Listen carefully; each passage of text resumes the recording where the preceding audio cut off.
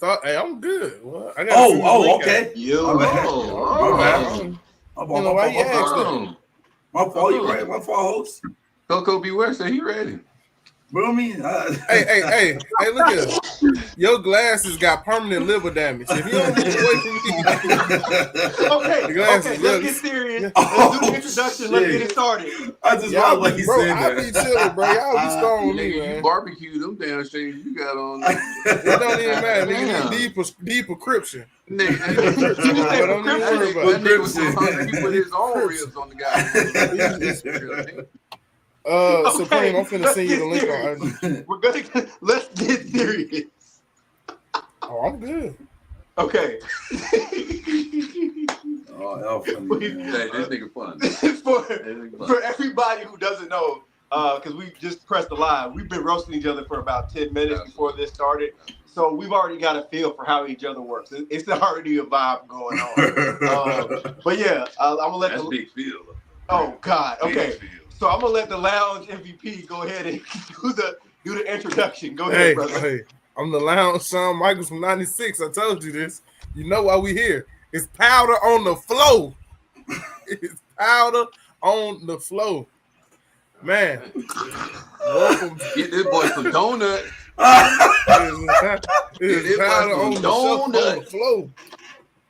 Man, donuts. Hold on, hold on, host. What that is you got over there? I know that wasn't in the budget. We definitely was. The folks ain't out here, sponsoring your alcohol, whatever you got going. What is that? This one in this was off budget stuff. This is off stuff. Is that Grey Goose? What is that? Nah, bro. This is Jamaican rum. You thought I was lying? I thought he was drinking Grey Goose. Hold on, I gotta show this before we get started. Get big little Kuze off. Tribal chief, ladies and gentlemen. Who do you love? That is my wise man. That is hilarious. Man, welcome back to another episode of the Lounge Syndicate. I'm your host, the Lounge Shawn Michaels himself, specifically 1996 edition, aka the Lounge Heavyweight Champ, Mr. J. And man, we back here with the guys, man. Joining us like always.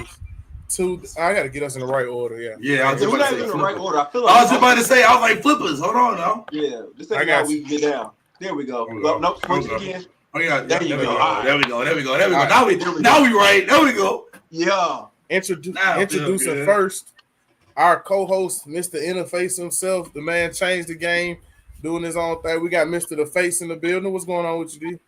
Yo, what's up, bro? Can I introduce the guy who's next to me right now? I was gonna wait for the end. You gonna wait for the end? Okay, we'll wait for the end. Wait for the end. But yeah, so hey everybody, I'm the Face. Follow me at Interface. And if you guys can see the name right there, it doesn't say Interface right now. It says Skrilla the Great. So follow him as well. Man, and coming below me, we got my main man, the Lounge Universal Champion himself, Mr. Swisso SN. Pause. What's going on, man? What's good, man? You feel me? Happy to be back. You feel me? Happy to be back. Happy to be black. Almost Juneteenth. Anyways, you feel me? Oh yeah. Feel me? Feel me? Just happy to be back. You feel me? _Switzo everywhere. You feel me? Twitch, Swisso SN, man. Yes, sir. And joining us, like always, last but certainly not least, the 4th edition to the Lounge Syndicate himself, Mr. Supreme the Dream, aka Supreme. Yes, Henry. What's going on with you, Preem? Yeah, Preem. Yeah, Preem in the building. What up, y'all? I'm glad to be back. Let's get it started. We're gonna call my boy Android Supreme. Light skinned niggas, man. And man, joining us, we have a very special. We have a very. Everything got to be so cool, man. What you have? Everything you could have, you know what I'm saying? Man, hold on. We have a very special guest, man. And D, go ahead and take it away with the intro for us, baby. Okay, I'm gonna take it away. I hate doing intros for other people because I gotta be like glazed. I got you. No, I got it. I'll take it. I'll go and you can go and we'll do it like that. Okay, so with me to my right, maybe my left. I don't know how y'all gonna see it on y'all's side, whatever. This right here, straight out of Skrilladelphia, a man who has held belts in everywhere you can think of. WWE recognized. I think, brother, you had a match with Lexus King, if I'm not mistaken. I think. I don't remember. I believe you was on the cover of Sports Illustrated at one point. I think so. Magazines. It's kind of old. Yeah, but magazines, championships. You know what I'm saying? I feel like, you know what I'm saying? You've done it all. Peanut Butter Falcon. Yeah, everything. You know what I mean? Yeah. Also, I've seen you wrestle probably about a million times myself. So there's that. I beat James Storm too. He beat James. Oh, he beat James. Yeah. Beer money, This baby. right here is none other than Skrilla the I Great. appreciate that. Yes, sir. Yes, sir. Yes, sir. Hey, and I'm grateful to have my community back with your boy. You know what I'm saying? And we finna make it big. We finna make it big, bro. Straight up. Oh, also, I forgot to add, very important, roster member of Change for Wrestling. Yeah. Okay. Yeah. Come on out. I've been Come trying on to get now. on for a minute. Niggas ain't even banging with me. Oh, one second, y'all do y'all thing. I'll be right Yeah, back. absolutely. And, you know, it's a pleasure. I appreciate y'all having me, man. I just hit y'all up and was like, hey, bro, what's up? Let's do it. And he was like, what's up? yeah. What's up? Let's go. Yeah, like, come on. Hey, you know, that was me that was talking to you. Hey, come on. Hey, my God. It's rare that people reach out for us. Like, usually if you reach out for us, then that's, you know what I'm saying? That's like the ultimate sign of respect. Somebody reaching out to y'all. This man was humble enough to text me and text us first to get on. That's the type of love we showing, man. You know what I'm saying? Absolutely. And I was about to say, the game has given me so much. So it's like, I'm trying to give back as much as possible. It ain't about the money. It's about cross promotion and making sure everybody's trying to eat. You know what I'm saying? So it don't take money for everybody to eat. Just come to the table and we're going to figure it out together. You know what I mean? Yeah. So. But man, Skrilla, man, you got to tell us a little bit about you, though, man. We got to get a little bit of background before we get too far into the show, especially since D.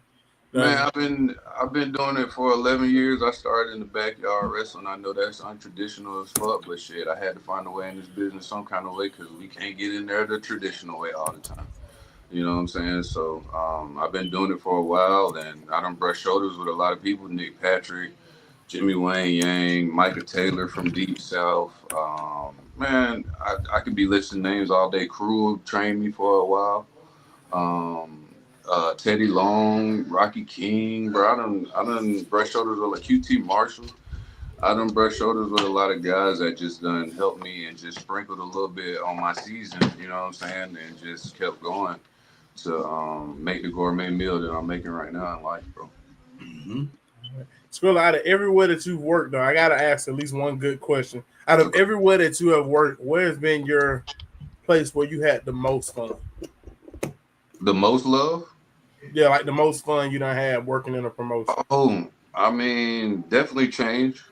Because these guys wanted me to do a little bit more, but I wanted the young guys to really get that work this year. So I really did something light. Okay. I did something light at Change, you know, and it just helped the younger guys even more. So, you know, I had fun doing that because I'm having fun helping the next generation. But I mean, I always have fun at Deep South. You know what I mean? That's always a blast. And PCW, obviously. I've had history with them. That's where I first really started training with Fred Ahot. You know what I'm saying? And so, yeah, bro. I mean, I'm in 11 years. I'm really just having fun in general, and not taking it as serious as I was a couple years ago. You know, because it kind of ran me in the ground. And I burnt myself out, but now I'm just having fun, no matter what comes to the table. You know what I mean? Yeah. Also, I want to say, I hate to interrupt, but also I just met Fred. Mm-hmm. Cool as can be. Mm-hmm. I just met Fred probably about 2 months ago. So shout out to Fred. Yeah. Where he at? Chicago. Yeah, I think he's back. I think he's. But he was here though. Okay. He was here. Okay. Yeah, he was. He did a show. He did Melvin show. That's what. He was okay. That's my guy too. Yeah. Shout out to Fred. Man, that's mad love, man. We appreciate you for coming on, and man, we gotta talk some wrestling, man. What kind of screwed me up this week? The whole day been messed up, y'all. I don't know what's going on. R-Truth posted he gone, man. Yo, dog, I pulled over on the side of the road and just got out the car and looked at the sky for a minute. Man, I'm still like, why? That was our one. Yeah. No matter the character, you know, because at the end of the day, us as a community, we're like, Oh man, they done gave us the stereotype gimmick, but it's like, I mean, that's what we know. So it's like it's not really a stereotype. That's what we know. So that's what we're gonna do to entertain. You know what I'm saying? And build it, some kind of build something to where I can actually end up being my own character. That's how that shit go. But with this, like, our truth was a national treasure, bro. Like, Like, bro, I don't so, know. like, he just had the match. Well, Ron Cena just had the match of his life. You know what I'm saying? And I'm like, I don't know. We might be getting ready to see Ron Cena. It might just be. Man, I thought it was a work up until I saw Bleacher Report Wrestling posted. Yeah. I still didn't believe it when they posted. I was like, maybe they ain't on it too. And part of me still don't believe it now. Like, even though we're talking about it, part of me still like, it's a work. It's a work. You know? And then they took one of our other ones. They took Carlito today. Oh yeah, they did take Carlito. Now, if they don't renew their contracts, you may know about this time more than me. Do they have to wait the 90 days, or are they good to do whatever? What, to go somewhere else? Yeah. I think with them, I think as long as they've been there, I think they probably do have to wait the 90 days. Definitely our truth. I don't think they really want him to go nowhere that fast. Yeah. But yeah, I think they got to wait the 90 days for sure. But I think it's two stipulations. I think it's a 90-day and a 30-day. Some people just jump right into it. I think it all depends. It depends on how they structured the deal. 60. It's 96. Because whatchamacallit, what's his name? The one who. Oh God. Baron Corbin. I don't think Baron Corbin waited 90 days. He was like, that's what I'm saying. Baron Corbin. He was on the Indies. Felt like the next week he was at a show. Yeah. Well, but I feel like he was demoted though. Like he had already went. They already pushed him down to NXT type shit. So I think with a deal like R-Truth and Carlito for that matter, I think they gotta wait a little bit. You know what I mean? Oh, they not gone for life though. Those are definitely. But then at the same time, they got released. So. But that's the thing though. So my question would come is, did they release it? Like what happened? It was something that he didn't like that they were doing. Was there a miscommunication between a certain role or gimmick he wanted to push? Like it's like I think it is. What do you think it is? Just from hearing how R-Truth talk in regular interviews, I think he just wanted one more serious character, and he probably would have been perfectly fine. And they probably weren't even going for it. Yeah, but be real. If you were over that, and R-Truth came, you said, "Hey man, I like what we've been doing, but I want to switch all this shit up, man. I want to do something a little different." I mean, if you was a boss, be real. We love R-Truth. Would you let him switch up a character to have one more serious run? Can I be honest?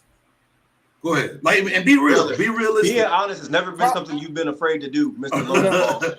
Be realistic here. Bro, honestly, probably not, because he just makes so much money. Right. So it's a bit. The fan in me would love to see him doing his own thing. For sure. But I guess it's a business. So I think they mutually agreed upon parting ways. For sure. I don't think it was because I know they ain't fired him, man. For sure. And then he's still working on his music. Like he's dropping music like consistently right now too. Yeah, so I'm pretty sure he had a very favorable deal. Did Edge have to wait? That's a good question. Did Edge wait 90? I don't remember. If Edge didn't get fired though. His contract expired, so he might not. Yeah. That's right. So I feel like if that's the case, it's the same situation it would be the same situation for Carlito and R-Truth. But they got released though. Their contracts aren't up yet, aren't they? They got released. I think Carlito's contract is up. That's what made me think R-Truth was a contract thing too. Because Carlito's contract is up. And do you think that it's because Carlito wanted to do a little more wrestling too? Yeah, 1,000%. He still looks like he's pretty good shape. I mean, but look at the way things are going right now. You could get Ron Killings back in TNA. That's what I was saying. He could go right. Yeah, he could literally. And if he goes back to TNA and comes off as a different character and a little more serious, that could be what it is. He might be like, "Hey, I still want to stay with y'all, but I do want to have a serious one." So Triple H probably said, "Well, that ain't gonna happen here," or somebody credits it ain't gonna happen here. But we have an idea. Let's release you and let you go to TNA and come back there and have your little thing there. And guess what? Soon everybody talking about this, trying to get him to a title run or something. Okay, put him in there and put him in the program with Trick Williams. Right. Facts. Yeah. Facts. I'm not mad at that at all. It's one direction I want them to go, and then I'm gonna open the floor for Supreme. I would love for him to go to AEW and act like Edge and Christian are still Edge and Christian from WWE. Like every old WWE guy he run into. I ain't gonna lie. I wouldn't be mad if you went over there. I wouldn't be mad. I wouldn't be mad if you did that. I wouldn't be mad if you went to AEW. It'd just be hilarious. I don't want him to go to AEW though. I don't either. They treat old men pretty well over there because if you look they do though. You look at Dustin Rhodes. They do. You look at how they do Dustin. Like Dustin Rhodes is like he's a career resurgence. Y'all not the Hurt Syndicate. Y'all the Hurt business, right? And who's this? Oh, this who's Cole? Owen Hart, you really feel alive. He talking to MJF. I can see that. That'd be funny. But do we see him leaving to go do the same gimmick he did with WWE over there though? Probably not. I think he gonna give back. Truth and Santino segment on TNA. Supreme, what you think, bro? We done jacked the whole mic from you. I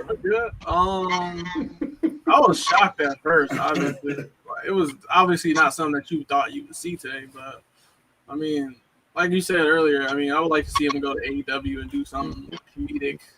I don't know. I guess, yeah. I have no feelings towards it. Really, it just is what it is. I guess.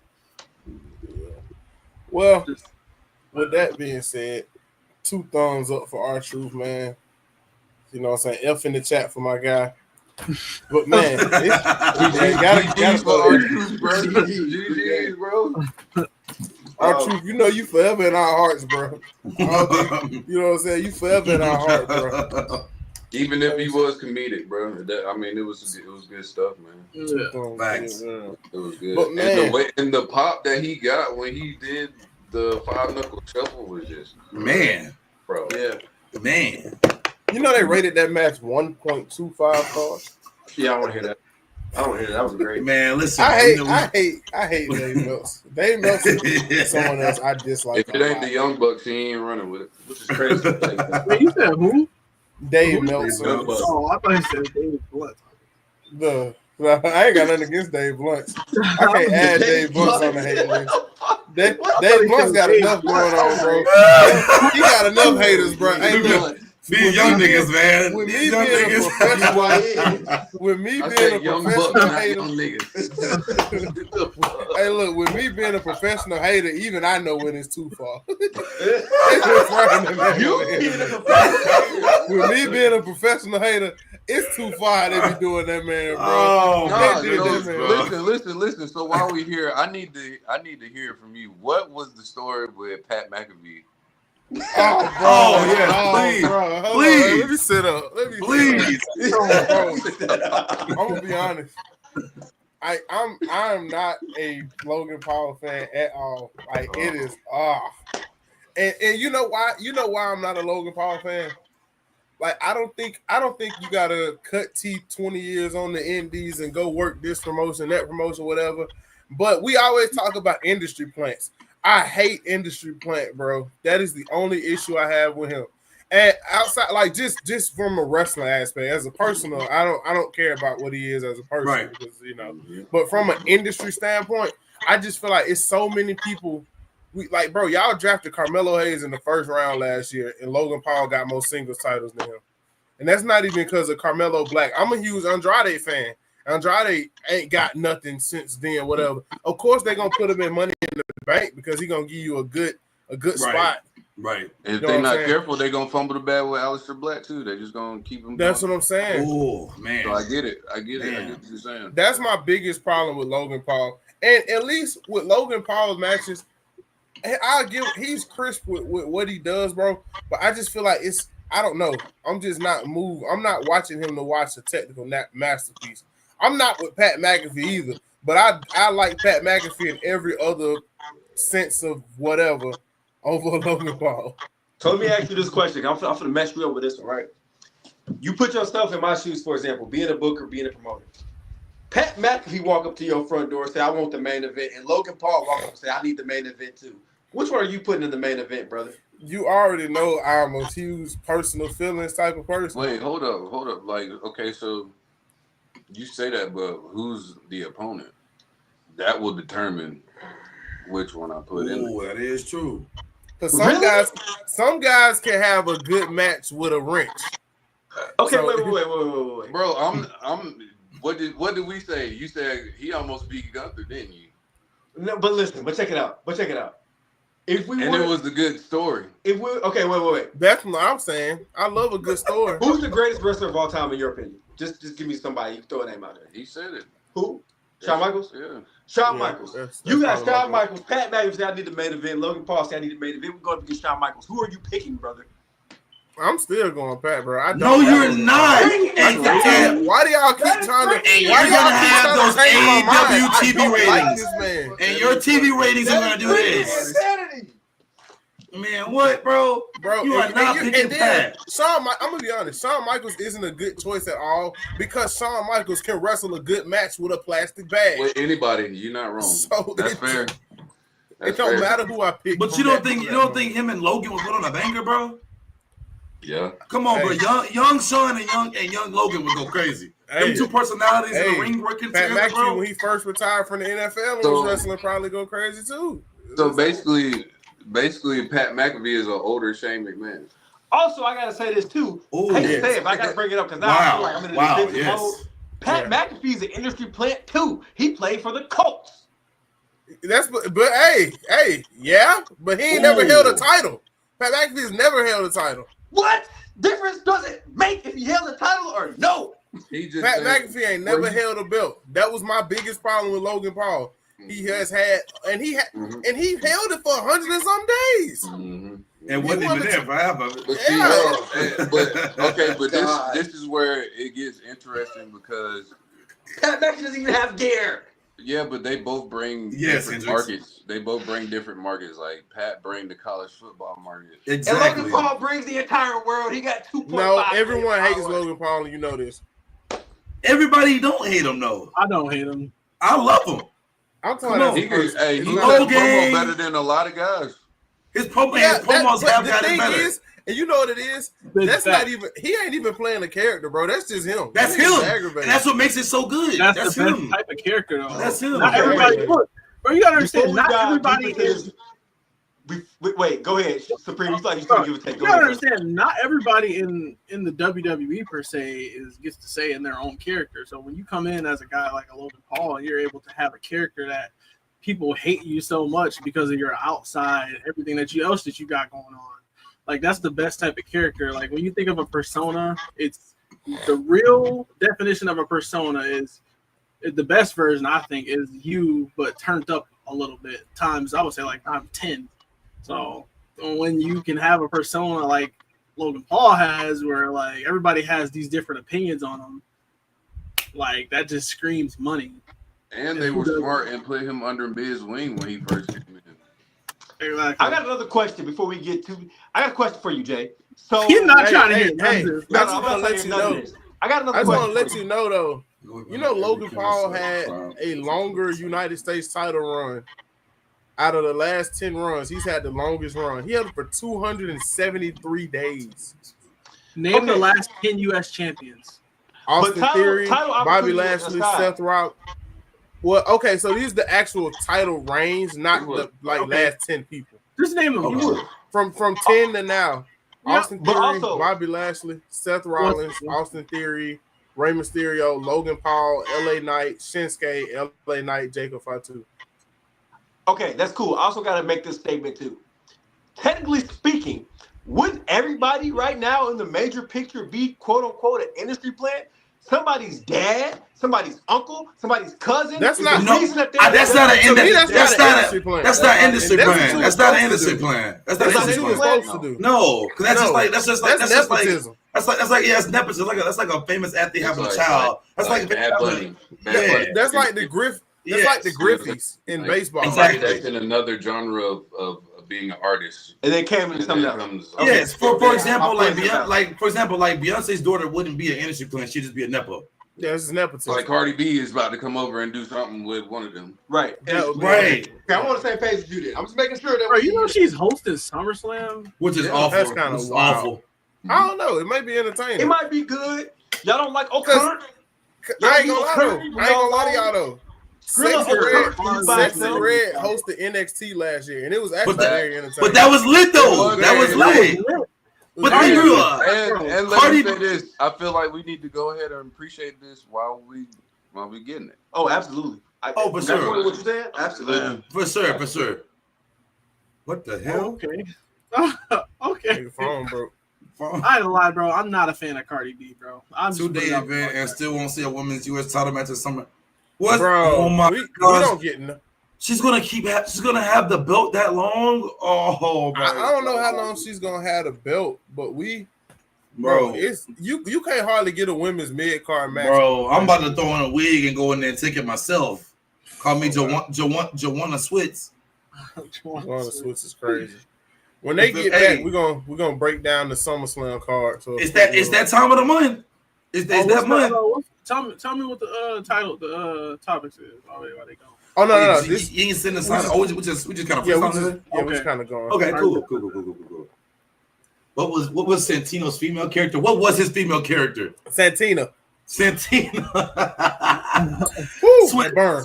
Tell me y'all gonna see Switziana. Hey, bro, I was playing SmackDown vs. Raw 2010 Road to WrestleMania. And Santino literally called you from the crowd, bro. That is so crazy. There we go. That's what it started out with. Oh, that's funny. Listen, the only other industry plant that I would be okay with is Conor McGregor if he did something like. I wouldn't be mad at that.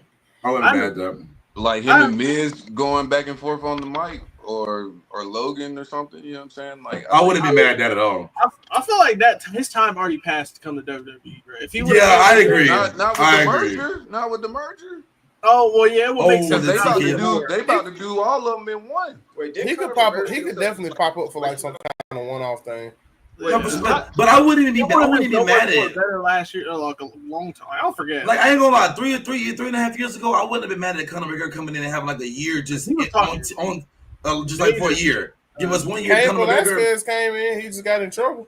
What happened? What happened with Cain? That was Cain Velasquez. What's the big? I know that was whack. Gable Stevens and Cain Velasquez. And Tyson Fury. Yeah, that was whack too. Tyson Fury. Cain Velasquez. What did he do? Velasquez. He fought against. He caught a manslaughter charge, but it's that's right. That's right. But he killed the dude that was messing with his daughter or something. I remember that. There will never be another Ken Shamrock. Let's just be real. No, I won't. Yeah, Cain Velasquez killed. The reason why wouldn't you just bring Jake over and let him and Logan go at it? Go ahead, Supreme. We can answer that. They ain't gonna do it. Now that I don't think anybody want to see that either. Ain't gonna lie. What did he say? What he said up there, Ken Shamrock is he's the reason why like submissions and making submissions believable. He brought that to wrestling. Like we would not have like submissions like the way they are without him. Ken Shamrock is y'all favorite. Like, an attitude era. But wait. Before we dive deeper into this, I got a question for Skrilla, if that's okay. Can we? Go ahead. Yeah, go ahead. All right. So my question for you, bro, would be like, okay, so how long? What year are we on in your career? 11. Year 11. Wow. How would you say the trajectory has changed within the 11 years from when you first started to now, and where do you see your role in all of that? It's completely different now. The demographic is different now. So it's like, just like I was telling you earlier, like it's just trying to figure out how to reinvent yourself without copying something that's already happened. That's the hardest part of the business is like, how can I do something? Like, how can I kind of take something from the past, but then make it my own without people saying, "Oh, that's something you took from the past." You know what I'm saying? So it's not easy being in this business like that, but you got to just kind of adapt with the years that you have. Like now at this point, I'm a veteran, so it's like, oh, it's whoever step up type deal versus like, oh, I'm going after the title, or you know what I'm saying? Like I have some kind of purpose with a story. It's like, okay, now it's like it's me against the world at this point. Now I'm in 11 years. You know what I'm saying? And I done faced guys that have been going around the world. You know what I'm saying? So Lexus King done been around the world. You know what I'm saying? Like, I mean, so it's like now it's like what is the goal? That's kind of where it ends up going. You know what I'm saying? What is the goal for this year? Is it me versus myself and versus the world after I conquer myself? You know what I'm saying? So It's just all how you figure. It just depends on where you're trying to go, you know. So then my next question for you would be, so you have an interesting start, right? So you didn't start like everyone. You didn't go to a wrestling school per se. So how did you start, and how hard was it for you to make your way with how you started? And then give them a background, you know. So Well, we kind of talked about it when you walked out, but I mean, just to kind of touch on it again, like it wasn't easy at all. I was doing backyard wrestling. I was swinging light tubes and doing barbaric shit in the backyard. You know what I'm saying? Swizz in his chat been watching a lot of. Hey, we've been watching so much backyard like death match, bro. Oh yeah, bro. This go back like 2015. I was swinging light tubes. What? Oh, we gotta watch that. I was death matching before death matching was like super duper like it revamped. Oh, we gotta watch that. Yeah, bro. Yeah. So and then so once I got the opportunity, like Fred Yehi was out there with us too. So it was like. But he was the one he was the one dancing between the indies and the backyard, so I kind of just followed his path.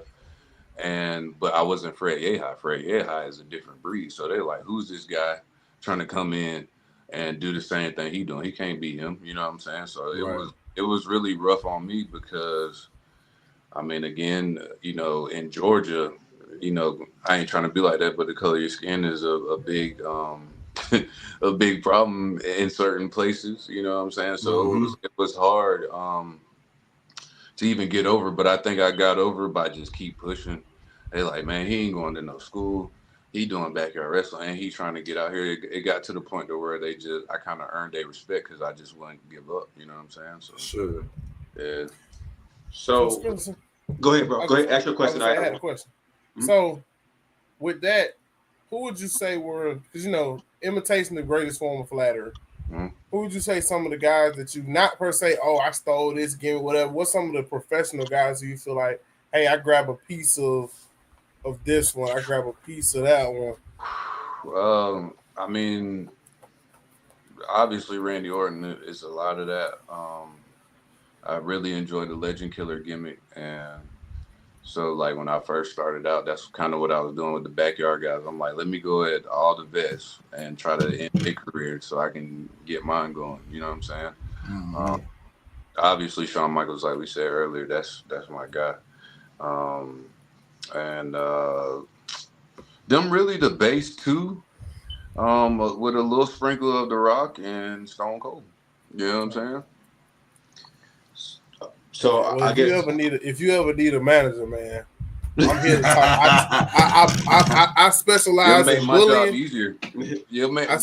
That's what I'm looking for. But at this, like, I don't have to talk as much no more. It's like if you ever need a garbage bag that walks, boy, you know what? My thing hey, sneeze, drown everybody. But go ahead, Skrilla. I'm sorry. No, my saying now is, you know, I'm a man of a few words, but when I say something, it mean everything. So it's like at this point now, it's like I need a manager because I ain't got to say much. I'm just coming to do work. You know what I mean? I'm your boy. I'm serious. If you trying to get, I don't even charge. I'm just here for the love of the game. I told you, I hate for the love of the game. I don't know if you told you we got this thing. It's called the hate list.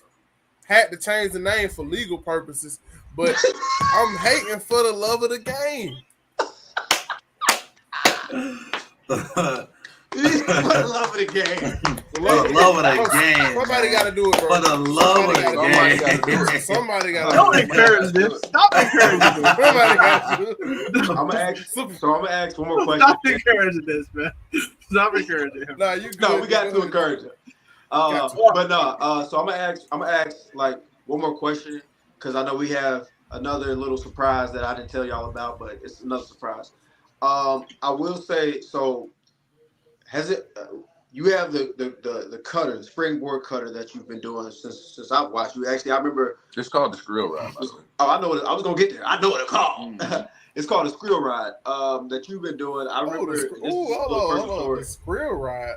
Brother, it's great.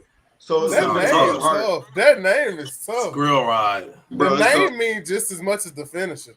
Yeah. So like, as a kid, you know, everything I do, it means something.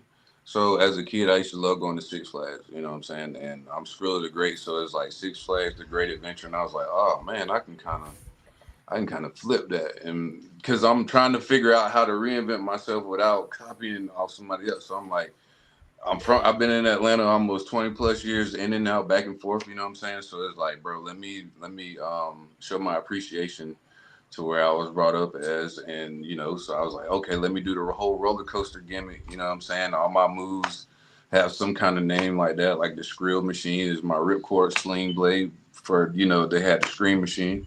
You know what I'm saying? And I was like, oh, my big move got to be. Because everybody be like, oh, the thrill ride, you got to get on one of the thrill rides. So I was like, oh, the thrill ride. What the? And it just happened that way. And I was like, bro, I love when it just comes to me like that. Like, it makes it cool. You know what I'm saying? So this is my question. We are fans of names here. Like, I ain't gonna we are fans of names. Yeah, ahead, like you gotta make it your own. You know what I'm saying? So this is the last question was for me was so the Skrill ride, and like I said, I'm gonna get you over a little bit. That was one of the first. So when I started my professional wrestling photography journey, it started off as Zicky Dice's Outlandish Paradise. I went to WWE 4 with AR Fox for 6 months. The first gig I ever got was Deep South.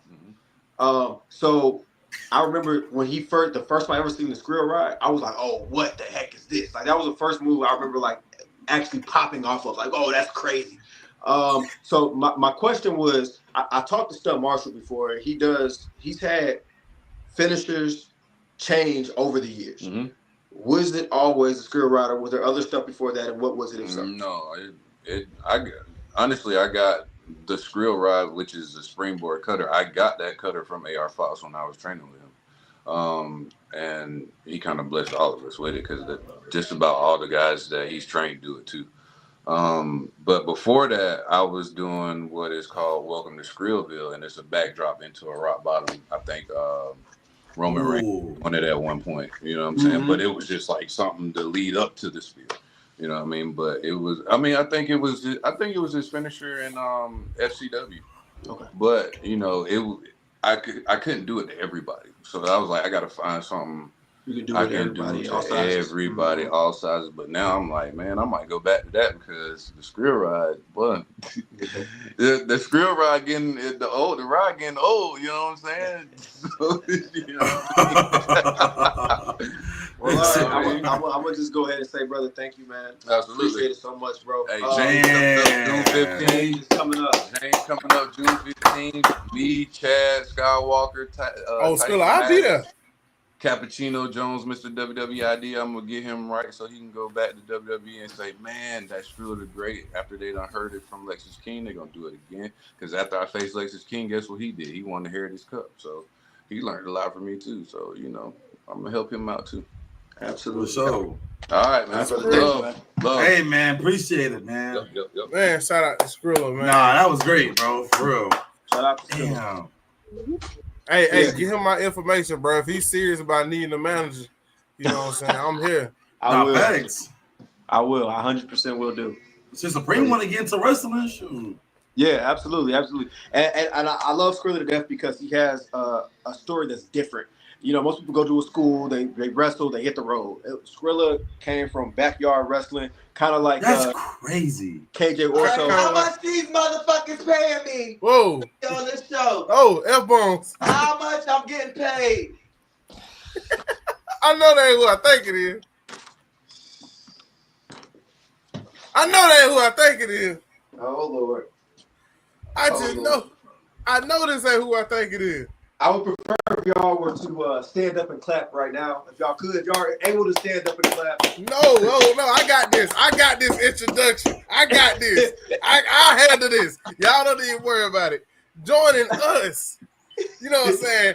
I can't call him a personal friend of mine yet. Met this guy in person, an amazing guy, man. Cool as heck. Hurry up and get to the introduction. Mr. Najasism. Welcome to the line. All that damn talking. Hey. Don't remember anything he said. Okay, wait, I gotta shut up. Wait, I gotta let you on camera now. You gotta glaze a little bit. The PCW champion, the Classic City champion, the 2024 Georgia Wrestler of the Year, the 2023 Technical Wrestler of the Year, the 2024 Technical Wrestler of the Year, the greatest, the baddest, the best, your Hoochie Daddy. Najasism is on the podcast. Yes, Now sir. you can talk stupid. Yeah, we can't use too much profanity, but yes. I ain't used to that. Over there, you said that word. That's the only F-bomb. You did say that bomb. But We ain't making no money yet, cuz we trying to make money. Niggas ain't paying a lot. Niggas ain't even gave us an ad, man. Well, I'm going to keep it real professional. I done had an illegal substance before I walked in the room. Well, it's not legal here in Georgia, but I'm going to keep it real professional. So, for y'all that don't know, and obviously I hope y'all are ready to talk about change a little bit because you guys are in the presence of the creator and co-creator of Change for Wrestling, which is coming up June 15th. Creator, co-creator. We did this together. Creator, co-creator. But yeah, so we would love to talk to you guys about change. You keep still. You making me nervous all this movie. I got to get closer. What the hell? Turn the camera your way because you acting crazy. Okay, wait. I'm trying to avoid the duck. But yeah, so I have with me Najasism, who unfortunately is one of my closest friends. But so with that being said, before we get into change, I have a question for you as well, because you are now on year of your wrestling career. I guess this is really like technically the 10th year. Technically the 10th year. Okay, so I want to ask you a question because I know you took a break for a little while. What motivated you to get back into it? I don't know, but if you ask me something stupid, I ain't answering it on the show. Nah, because we ain't had no pre-question. They ain't as professional as they should be. You know, we ain't had no pre-interview questions. They ain't let me know what I'm going to be talking about. I'm just sitting down. To be fair, but we you just better be found glad out I'm the you was most coming. charismatic man on the TV. I can do an interview like that. So what was the question again? The question was, I know you had started, you took a break and come back. So what were you going through on your break? What made you come back? I don't really know if it was anything on my break that made me come back, because when I was a fan, when I was on my break, I just was able to disconnect and become a fan, because I think when I took my break, I was just done with wrestling. It wasn't the plan. I was doing some music stuff. Yeah, I caught it. I was doing some music stuff, so that kind of took control of the wrestling thing, and I took a break from wrestling, but I ended up stopping music and going back to wrestling, period. What got me back in is I think I am just the person that like to help and like to always feed into other people and everything. So went back to a wrestling show in 2019, and I just was watching the show and saw the potential in the show, and I was like, oh, they could do this, blah, blah. And it went from me just giving advice to that show to doing commentary to doing one comeback match to doing a couple matches every other month to now just being a full-time wrestler pretty much. So it wasn't one particular thing. It was just being in the atmosphere that just kind of pulled me back in, to answer your question. So if y'all had y'all need to check out a Naja match, bro. I got put on. I am tonight. Oh man, we got a question from the crowd, Naja. What's up? Advice for getting into wrestling. So if you are wanting to get into wrestling and you're a fan of today's product, my thing is, if you're trying to get in wrestling, don't just watch today's product. Do some research. Go back, watch some stuff from the 90s, early 2000s, early 90s or whatever, because a lot of that stuff is going to be more story-based, and what you get today is the great in-ring action, almost perfection in the ring, where fans are like, oh, their work rate is down and stuff like that. What the you know about work rate? I bleed myself. What do you know about work rate? You've never been a wrestler. So anyway, not to get into all of that. No. You're right. But to be honest with you, it's just go back and watch different styles of wrestling and different eras of wrestling, so you're not just seeing what's going on with today. Because if you got a 2,000 wrestlers wrestling the same way, then that's kind of boring. But when you're able to pull from some of the old stuff and add some character work to the cool moves, then you'll be able to stand out. So overall, my advice is watch from different eras. and find a good school that you can learn from, and just know that going into it, you're not going to learn everything from one trainer or from one school. You're going to learn things from being on the road and from doing seminars and training at different places and getting knowledge from different wrestlers. But I will say, I'll add this on too. If you are trying to get into wrestling and you are in the Georgia area, there happens to be this place called Platinum Championship Wrestling, which does train wrestlers. One of the coaches. So, yeah, PCW here in Atlanta, Platinum Championship Wrestling. I'm one of the head coaches there. We're big on TV and camera training and working the camera and not just doing move, but adding some character in between the move, and making sure every move makes sense. You know, everything connects, that connective tissue, because like on a human body, the foot is attached to here, blah, blah, blah. Everything is working together. Everything's attached. And that's the same thing in a wrestling match. So, yeah. I forgot the question. So, you answered it well. You did. Okay, good. Great. I'm glad I did that. I'm in Cincinnati, if you know anybody out here. Do we know anybody in Cincinnati? Oh, yeah. So, yeah, finding a good school. You know, you got a couple places here in Atlanta. See, a couple places, Platinum PCW. I'm 5 days of training. Tuesdays, I'm at the advanced training. Wednesday and Thursdays, Jonathan Gresham runs his training class there also. Then you got intermediate training on Sundays, beginner training on Mondays. Then you got Nightmare Factory here in Atlanta.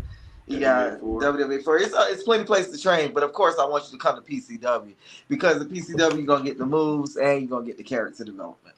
But if you're in Cincinnati and you don't know, as far as like staying in Cincinnati, I have a friend named Lord Crew who does wrestling in Cincinnati. He'd be a great person to reach out to. So here you go. If you don't know what school to join, if you're in Cincinnati or whatever, look at what local shows are running in that area. So if you find a couple local shows that's running in that area, go watch the local show. See who some of the best wrestlers are on that card. Ask them where they're trained at. Ask them who they are working with, and ask them if you can shout them or come with them to shows or whatever. Just make that connection network. That's going to be your wrestling career in general. It's not just when you're trying to get into business. Once you get into business, it's all about networking and who you know, because you got people who are phenomenal who will never make it or whatever because they just don't know the right person. You got people who suck on TV. It's because they knew the right person. So, networking is a big part of your career. Absolutely. Wow. Man. Yeah, we know every wrestler on TV is not good. We got some Zelina Vega haters in this chat. Hey, wait a minute now. The one below me, he the biggest Zelina Vega hater. We're not going to be a hater of hers, but what we will say is that she's a vet. She's been doing this 15 years or whatever. Did I say that? Hey, did not say that. You did. Not only that, Brain did say that. I know what I be talking about.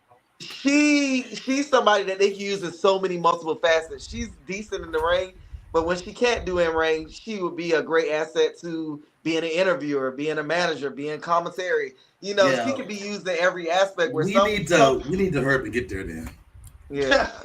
I'm gonna be honest too, bro. If we looking back at that match, well, you want to know what it also sometimes it is people being miscast. So they're picturing her as this baby face right now, and it doesn't feel genuine.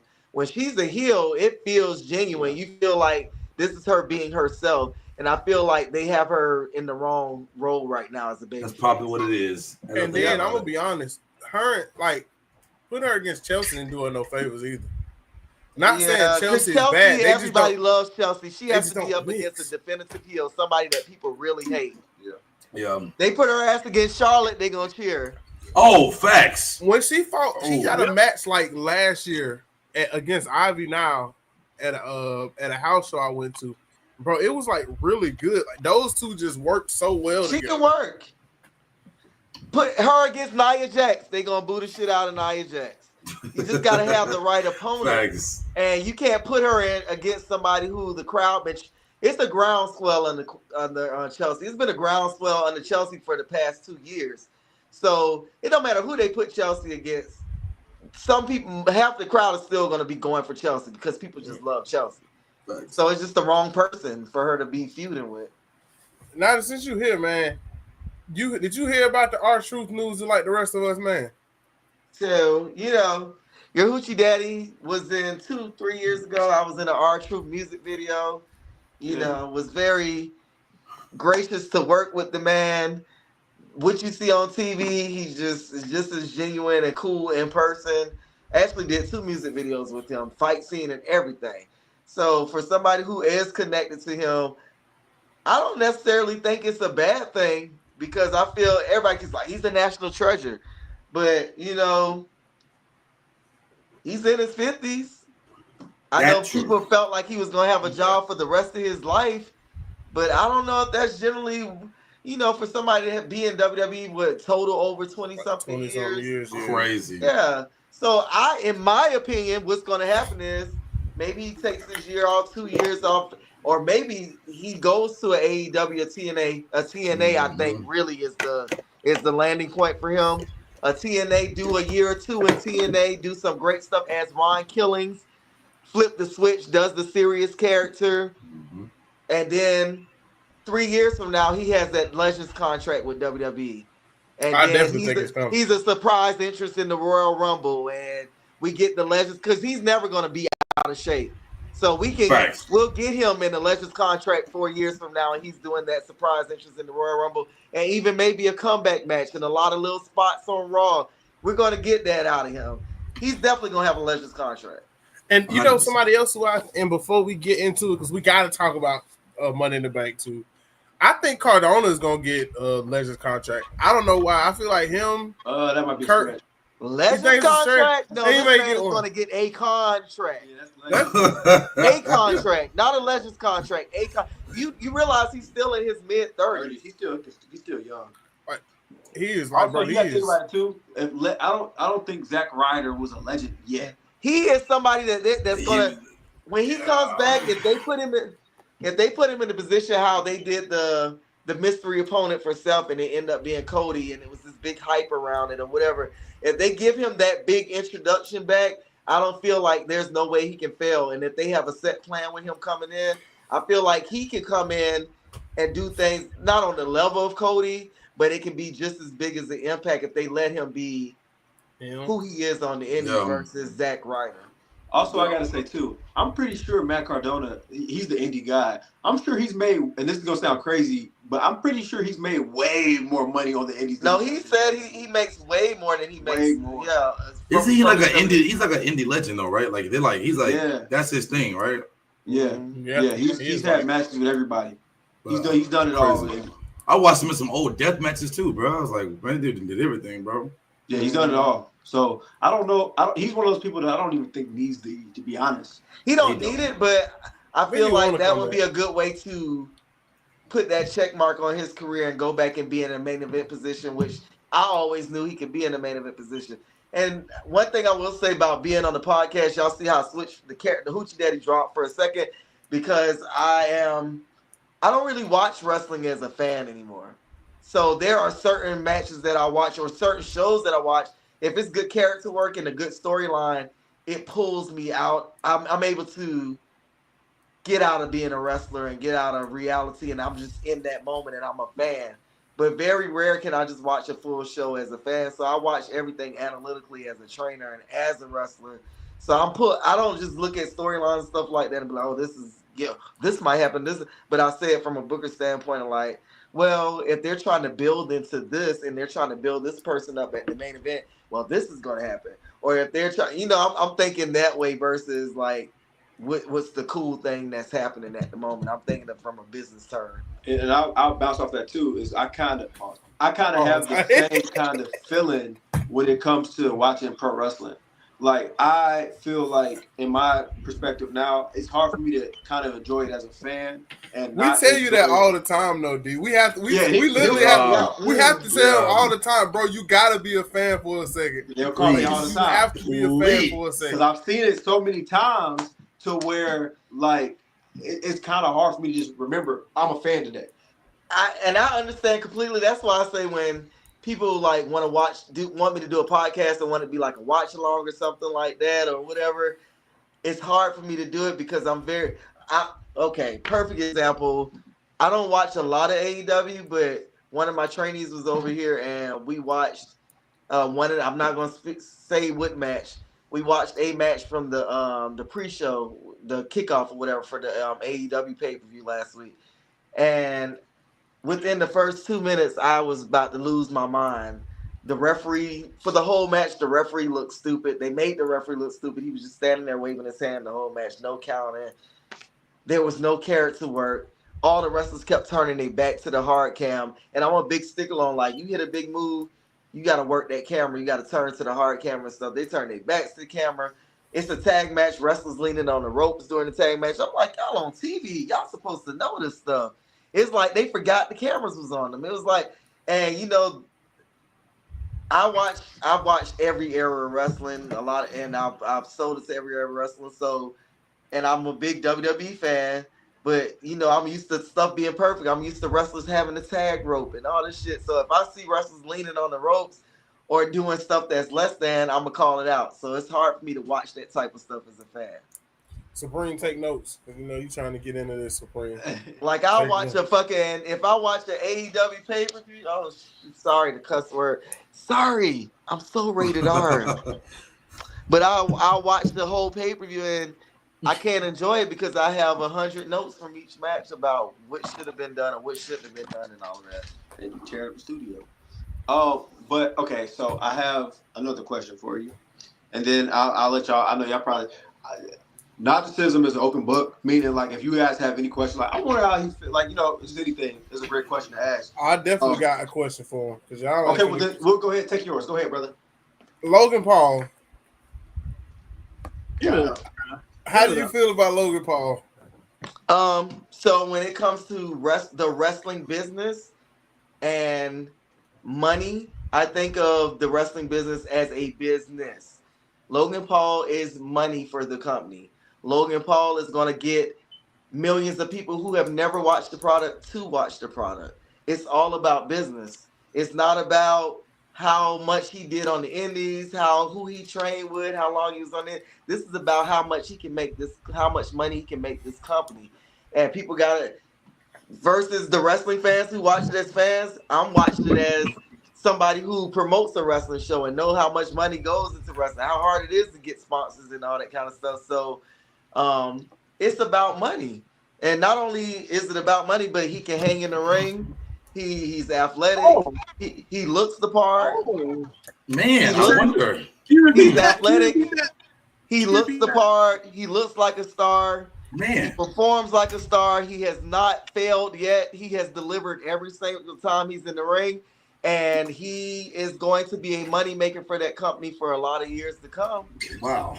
And I'm not a big fan of having outside people come in and stuff like that, but he is one of those people that just, you can't deny it. You see it. You see it. Thank you. That's all I need to hear. And he got more followers than WWE. Of course I'm going to hire somebody that has more followers than me because they're going to bring more followers to my product. It's about business. It's about making money. Come on now. That's what this is. It's a wrestling business. It's about the money. Can't wait to tell Logan I hate him to his face. Okay, so my question for you would be, at this point in your career, what would be, I guess you could say, and then we'll talk about change. Mm-hmm. I mean, if y'all have any more questions, we'll hold it, but then we'll talk about change after that. In your career, what would you say would be like, I guess you would say, like, what would be that match you think, well, okay, let me revamp that because I got another question. I already know the answer to this question, but they need to know. Mm. Who would you say inspired your wrestling style? Who do you look up to in the wrestling business as far as maybe a mainstream guy, but also somebody maybe that they probably don't know, who you probably spotlight? Who would you say inspired Najasism to be Najasism? I say my in-ring style, my character has always been a mixture of, as a babyface, it's always been a mixture of Shawn Michaels. Jeez, I can't believe that. Shawn Michaels, Sting, and RVD. Those are kind of like the three people, like moveset wise. With the RVD, you see me do a lot of rolls. Shawn Michaels, you see a lot. You see the tearaway pants and the hearts and the dancing and stuff like that. It's just in a black way, you know. I got rhythm. And then with the stain, the face paint, and as a baby face, you really saw that part of me, when I was a baby. But now, the face paint is just like my war face. It's like I gotta have it on. But yeah, those are the three main people I think you would see my styles come from. Okay, quick question. Dream. Who would you say is somebody that is a dream opponent at this point in your career? Somebody that you think that y'all have it back.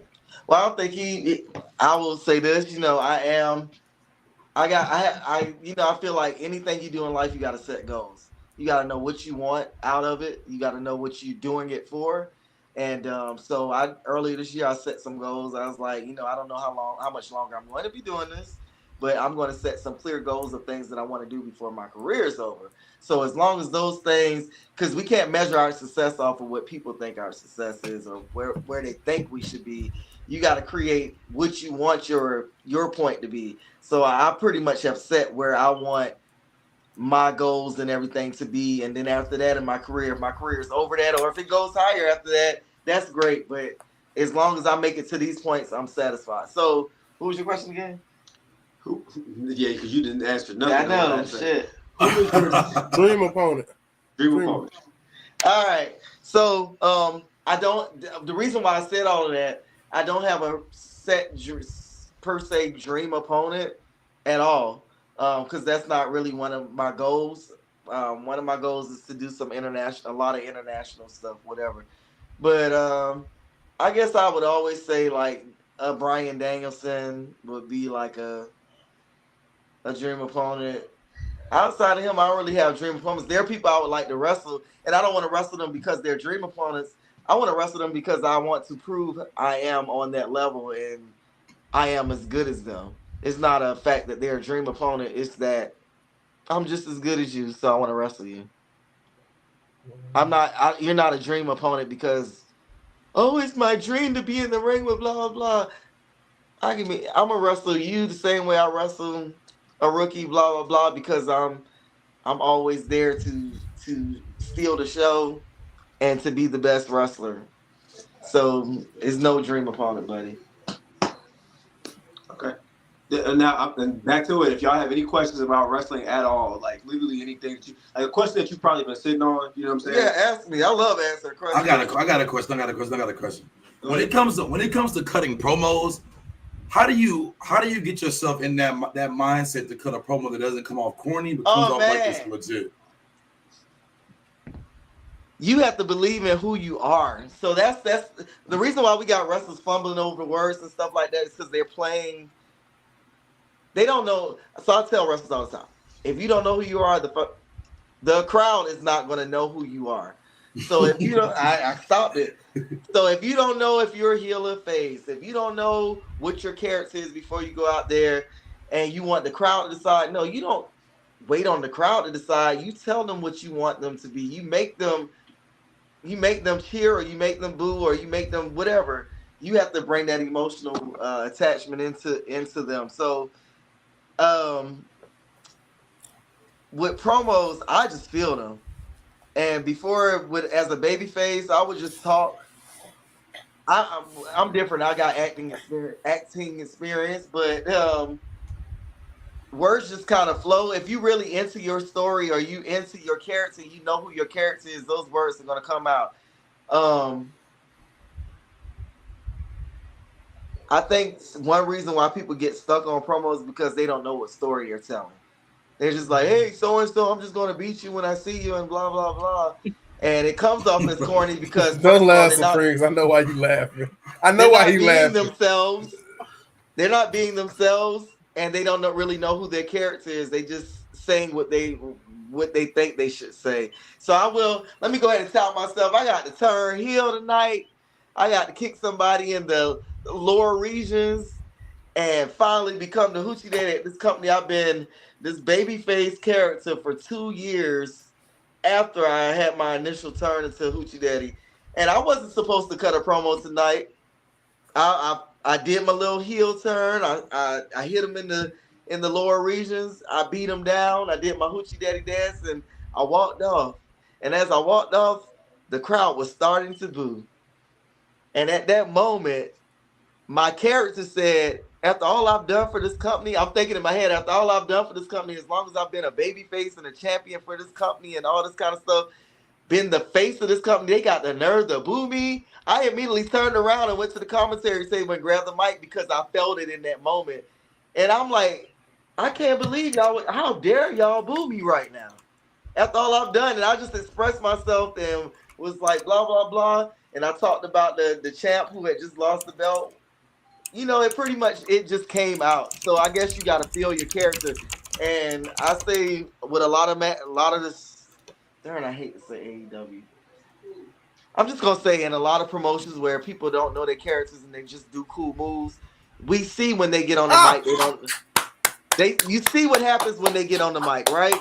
We see what happens when they get on the mic. Yep.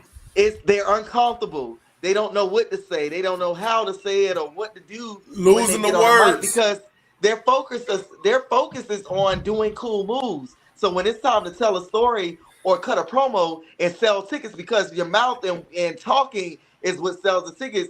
Yeah, the people that do the cool moves are gonna get you a 200 people crowd. But the people who cutting promos and telling stories and doing good matches and doing everything that makes professional wrestling, they selling out buildings and got 10,000 people in the crowd. Pick your lip off the ground, Swizz. Pick your lip up. So, pick your lip up. You a hater, bro. Pick your lip up. I've been telling them this. I'm a wrestling fan, and I told them this. They so focused on doing cool moves when it's time to cut a promo, they can't talk. To be successful in this business, you got to be the full package. You got to be able to talk, and you got to be able to do the cool moves. You got to be able to tell stories and show character work. Yeah, it's about the facial expressions. It's about working the camera. I tell my trainees every time it's a fucking camera. Man. Every time there is a camera, you should want your face in it. If it's a hard cam, after you hit a big move, if you're doing a pin, you should want your face in the camera. If it's a Roman camera, you should want your face in the camera. There is never a time you should want your back on the camera. Your back don't sell tickets. Right. Your facial expressions, your character work, that sells tickets. That creates emotion. After somebody kick out of you, can't breathe. You know, that's what draws the crowd in. It's about the emotion. Professional wrestling ain't gonna never be about the moves. It's always going to be about pulling the emotion and the character work. Thank you. So I got one more question. I ain't gonna lie, I love that little segment he just went on right there. Okay, so the last and I do cool moves. You do, yeah. And the last question I got is, what did it take for you to really embrace being? Well, I think I'm gonna ask that question. I'm gonna let that stay to you. But what did you have to change within yourself or fix to become a true face? Because I feel like it's always easier for somebody to pretend or kind of fake or, act like they're a heel. I could be wrong, though. You know what I'm saying? Right, before you even, when he was doing the face thing, I knew him as a person before he turned heel. Right. So I was like, I knew him as the heel behind the scenes. So right. I will say this, it's in the personality. And that's crazy to say, but people who are good heels, they just angry people already. And he was I hate to say it, but not the whippersnappers, old people time. Shut the. And that's why I was gonna ask the question, because I can kind of tell by the way he acts that he could be a heel, like somebody on TV that I'd be like, man, ooh, somebody go strangle him. You know what I'm saying? Like, please, somebody take that mic. Hey, boo this nigga now. Not for real. All right, let me break it down. I'm gonna break it down. So for 3 years. When I came back in 2021, I had always been this. For a short time in my first run in wrestling, I did a small little heel run. I was always better as a heel, but when I came back in 2021, I was on this here in Georgia, especially. I was pretty much super baby face, saying John Cena. That's how they would kind of book me. That's pretty much was my character, and I was passionate. I was into it. I was in my character. It just was natural because I am a natural people person. I'm good with people. I would have the merch table, the kids. I would literally have 30, 40 kids taking pictures, and they would bring posters with my name on it and all that kind of stuff. But at some point, I started to feel like, okay, after about a 2.5 year run of just doing that, I started to feel like it was, you'll feel it like it's time for a change. It's time. Your food here. Okay, thank you. Oh, thank you. Oh, sorry, Hoochie Daddy. We love you. I am so done that happened. But no, I just started feeling like it was time for a change. So I tested the waters at my home promotion first. And to be honest with you, for like a year and a half in training, I would just bust the Hoochie Daddy thing out. That was something I played around with in training. And then it was like, you should actually do it. I was like, I ain't doing it. It was a joke. It was a joke for like a year. I would play around and do it in training.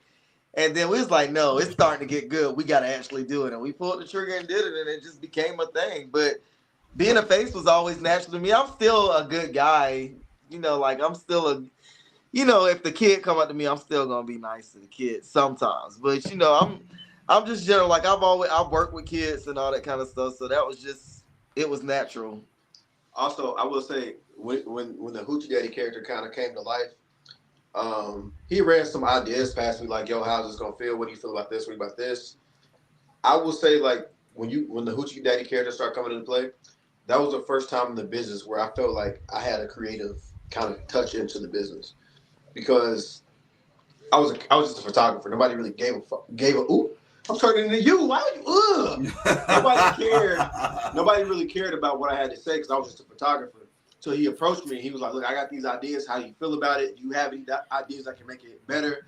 I won't say everything that was said, but I was like, bro, I love bright heels. You know what I'm saying? Like as far as like gear, I love heels that are bright. You know what I'm saying? You think of like Rick Rude. You think about you think about all these. I don't know. It's always something about like dark colors when it comes to heels. Like they always gotta wear black. I was like, nah, if you're gonna be a heel, I need you to have something bright. Like be a bright heel. And that was basically like my main kind of like, whatever. And it was just like that was my first little feeling in the business of like, okay, it's okay for me to be creative. It's okay for me to have a voice in situations like this. Every heel throwing cargo pants. That's all I'm gonna say. Every heel throwing some cargo pants. What kind of trailer park wrestling you doing? He called dead in cargo pants. I'd be shocked. Mm. Hey, every time Jungle Boy turned heel, went from the loincloth to some black pants. Hey, everybody see turn heel. I thought his name was Jack now. Yeah, Jack. Oh yeah, Jack Perry. Oh, okay. Yeah, they throwing some pants. I don't know, man. Go ahead, D. I'm sorry. I didn't mean to cut y'all. I just had to, yeah. What you got there? You want to fry? No, nigga. Why would I want to fry when all those shrimp are right there? You want shrimp? Yes. Why would I want to fry? I think we got an actual, I don't know. If we had lounge heels and faces, let me think. Oh, cool. I'm automatically the face. Yeah. That was actually really healing me. Yeah, I don't think out of the four hoes, I don't think we have a heel. Yeah, nigga, what? Yeah, you are. No. Nigga, what? It's you, Hey, boy. Okay? That man ain't no heel, man. What? Let one kid come up to him. He going, man, come on. I think of a heel. I think of somebody who can keep that character. That's because you know me, though. You know me personally. Me personally versus the internet is two different people, though. Okay. Me personally is very different from how I act with, fans and people like that. The curator. However, I will cuss you out. The curator of the hate list is talking about how he's not a heel. Get out of here. Right. Hey, man. How can you say that? He is a hater. Hold on, guys. Sorry. Excuse me. Sorry. He has his own life that I don't get, apparently. I'm just going to stop. All right, I'm ready. Continue. Hey, man. I'm just saying. Supreme is the ultimate baby face. Supreme is the ultimate baby face. It's talking about he's bold like he like. Nah, Supreme, you're the ultimate baby man, face. you the. Come on, man. No. People love me. Don't get me wrong, but like, don't get me wrong. I was being healed too. Supreme, I couldn't hate you if I wanted to. I'm sorry. Come on, bro. No way. Bro, you just be chilling, bro. I don't know. You hate me. Trust me. But you be chilling though. I don't know. I'm telling you. You gonna see. Hey, look, bro. Give me a couple years. I'm telling you, bro. You gonna see it. What the hell? I got something up my sleeve. Hey, wait, hold on. Funny that you said that, bro. Like, wait. Okay. You don't see me being healed. That's my personal mission. Nah, hey, turn heel on Swizz, bro. No, but Thank you. Hate so me, I know June 15th is coming up. Change is a very big event for the both of us. It'll be our third show. Keelan Cole has been he put on a challenge. He want to see what's up to you. I know you ain't got to respond yet, but that's okay. You don't got to yet. I know you ain't bring up somebody so beneath me and obsolete. Like, you could have asked me anything about who I'm wrestling on Now That's TV coming up, who I'm wrestling in Tampa and to come with. You could have asked me anything. You asked me about a WWA 4 trainee, Keelan Cole, challenging me. Of all things you could have asked me about. Well, so the Lounge get an exclusive, as if you do want to accept the decline said challenge, though. Listen here, y'all. I know everybody saw how Change ended. The Mob Ties group, the YNs, they did a lot. They even D definitely got beat up. And they cut a world beater promo last week. They was talking about all this stuff. But hold on, I need to switch my light. Yeah, I like the white one better way. There you go. All right. And they were talking all this. Hey, man. The slight hints of racial tension are crazy. They were talking all this little noise. And that's how funny. It's funny to me like that. And out of everybody he could have called out, this boy literally said in the promo, before I booked myself in a match against a big name. Number one, I wasn't a part of the booking committee at the last show. I'm not a part of the booking committee at this show. When it comes to my own booking, I cannot book myself. The booking committee books me. I am a part of helping with the booking of the rest of the show. But as far as my own booking, hey, we keep it fair. So if I am on Change, and Change is this show where we have these great big matches, I don't think he's good enough to wrestle me in a one-on-one match. But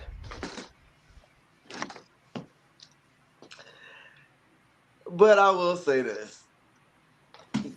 You're the booker. I'm the booker. They think they're good enough. Let's go ahead and give them a shot.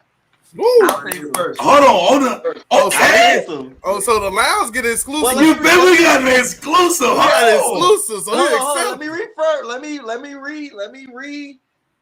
rephrase it. I'm gonna BTA him. Ooh, belt boys. NEP. On it. Got the belt. BTA. Do y'all know what BTA is? Oh, we know. You gotta get that strapping. Because I want to tell the audience. Maybe we could type in the chat that BTA means beat that. Yes, sir. So, Keelan Cole, if you see the podcast, if you come on my social media, because I'm gonna clip this down so you can get exactly what you need, exactly what you want. You want it, you're gonna get it, and I'm gonna take you into the deep end. I'm gonna take you to a level where you never thought you can go, and I'm gonna show you that you don't belong on that level, son. You need to go back to training school. See if Fox can teach you a little more tricks. See if Fox can teach you another cutter. Because you're going to lose, and you're going to lose decisively. Somebody cue up the ether beat, please. And then somebody tell him, after you cue up that beat, that he should be standing up and clapping for his hoochie daddy. Can he please enter the ether? That's who he needs. Man. We need him. Naj, we need you to enter the ether. Bad. I mean, after that, though, I don't think we need to say any more. I feel like that was I'm ready. I'm ready. Sometimes you just gotta unleash the hoochie. As they say. Yeah. I'm standing with the hoochie daddy. Yeah. Me too. I'm with the hoochie daddy. Should be not only standing up and clapping for me, they should be praising thy hoochiness. Oh yeah, I'm clapping, no hands. I can't wait. Yes, sir. It's Hoochie Mania season. It's Hoochie Mania. No hands. No hands. No hands. No hands. Hey, no hands. No hands. No hands. No hands. That's a clip. I'm gonna tell you one guy. Let me tell you one thing. Talk to me. Listen, I gotta tell him one thing. After that clap, yeah, That was Hoochie-rific. You feel me? Hoochie, it's a Hoochie-rific. That was Hoochie Takiest. Did we just start a Hoochie Daddy fan club? Come on, man. Are you right? Come on. Hoochie approved. Come on, man. Okay, well, I guess we'll see you in June 15th. June 15th, get your tickets to come see me beat Keelan Cole's beat. And then www.changeforwrestling.com. We got Cappuccino Jones, WWE ID. We got some talents that's been on TNA, been on AEW. We got The Fire coming on June 15th. And we celebrating fathers, Black Fathers, Father's Day, all fathers. Yes, sir. And Yes, sir. Juneteenth. Atlanta, Georgia, Conyers, Georgia. Get your tickets. And we got a concert right before the show. We have a concert. From 5 to 6 p.m., we got multiple artists performing. Then we got a live band during the show. We got dancers opening up. We got a singer singing Lift Every Voice and Sing. Then during intermission, we got Brick. Yeah. Yeah, shout out to Brick. Burn it out. Burn it out. Burn it out. See, Swizz decided to leave for Denver. So I'm gonna still be here. We'll talk about that. Yeah. Okay. I was gonna say, because I'll be there. Hey, I'm front row. Hey, Nas already told him. I'm front row. I'm paying to get in. I'll be there too. I told you. Clapping. Yes, you think I said clapping no hands? I'm there, front row. Yes, soon as he come out, I'm lit. Hey, Nas, I'm wearing the short just for you, dog. Feel me?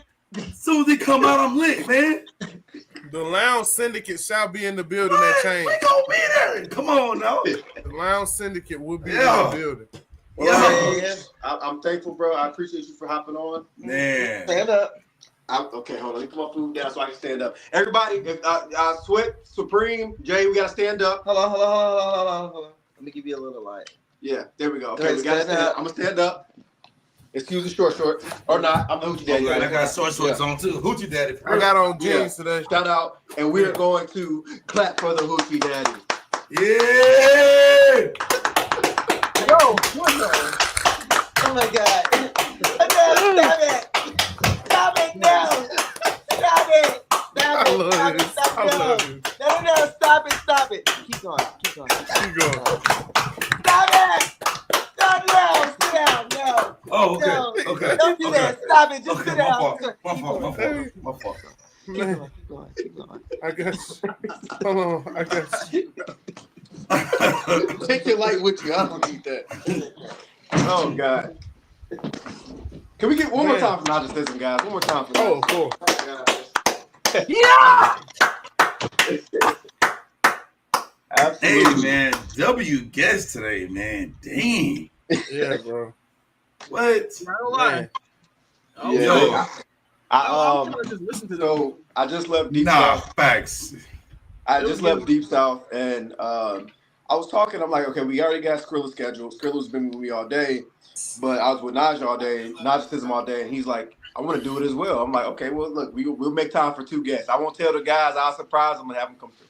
It's crazy because, like, with him talking, bro, like, nowhere, he just had aura, bro. Like, I just know. Like, he made me want to no weirdness. He made me want to buy a ticket, bro, without even like really knowing him, bro. But no, Like, that's how it's supposed to be, though, bro. Nah, facts.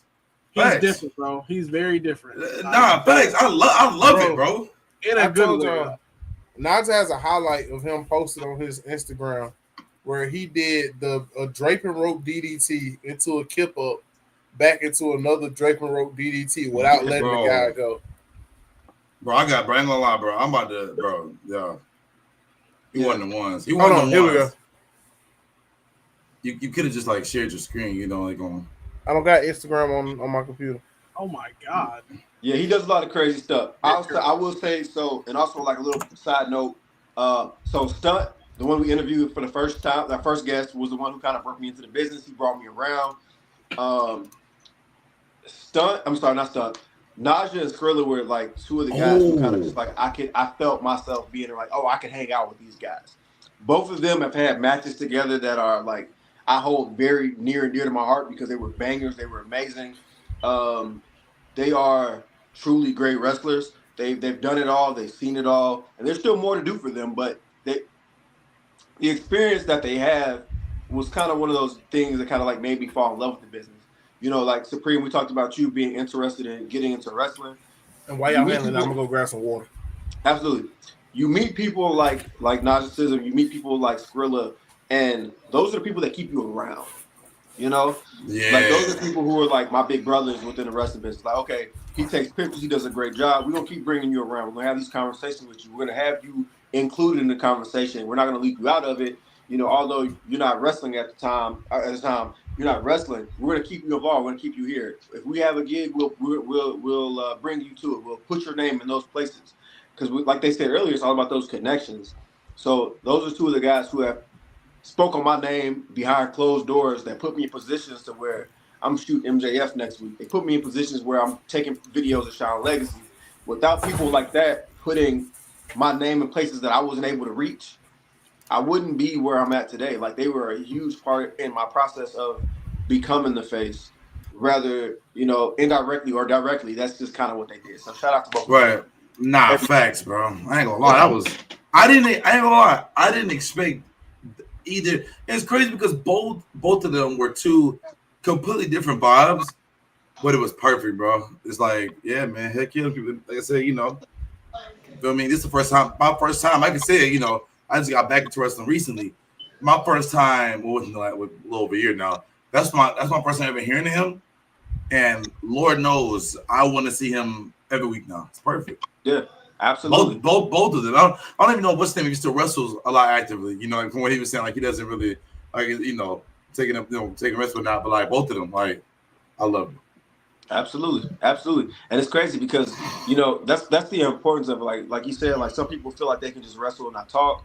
I mean, don't get me wrong, it's important too to have that wrestling skill, but for people to come in, just talk, give their spiel, and you're already invested in what they bring to the table without having without seeing them every Monday, without seeing them every day, and they're able to convey their story, reel you in, and you're like, I want to see more. I want to see what this person brings to the table. It's a skill, it's a talent. You know, I didn't realize or understand the importance of promos until I started making my rounds on the independent scene. Because there'd be some guy from California in Georgia that I've never seen before, and his first impression might be the only impression that I have with him and his character at all. You know? So it really teaches the importance of what it's like to talk on the mic. So shout out to them again. For sure. Nigga, did you just go and throw on some drip? Nah, I just changed shirts. It's hot. Oh, okay. Yeah, that garbage bag material will get you in and grab the cupcake. And grab the cupcake. You forgot that part. And you grab the cupcake. Put your nose in the camera. Go put that garbage bag back in the camera. Nigga always following me. But yeah. Nigga mad that he can drown. I nigga sneeze and drown. Nigga why is you rubbing the? What is that? Why you? Bro, mind y'all business, bro. And helping it, like what kind of freakiness you got going on? And how much work this is?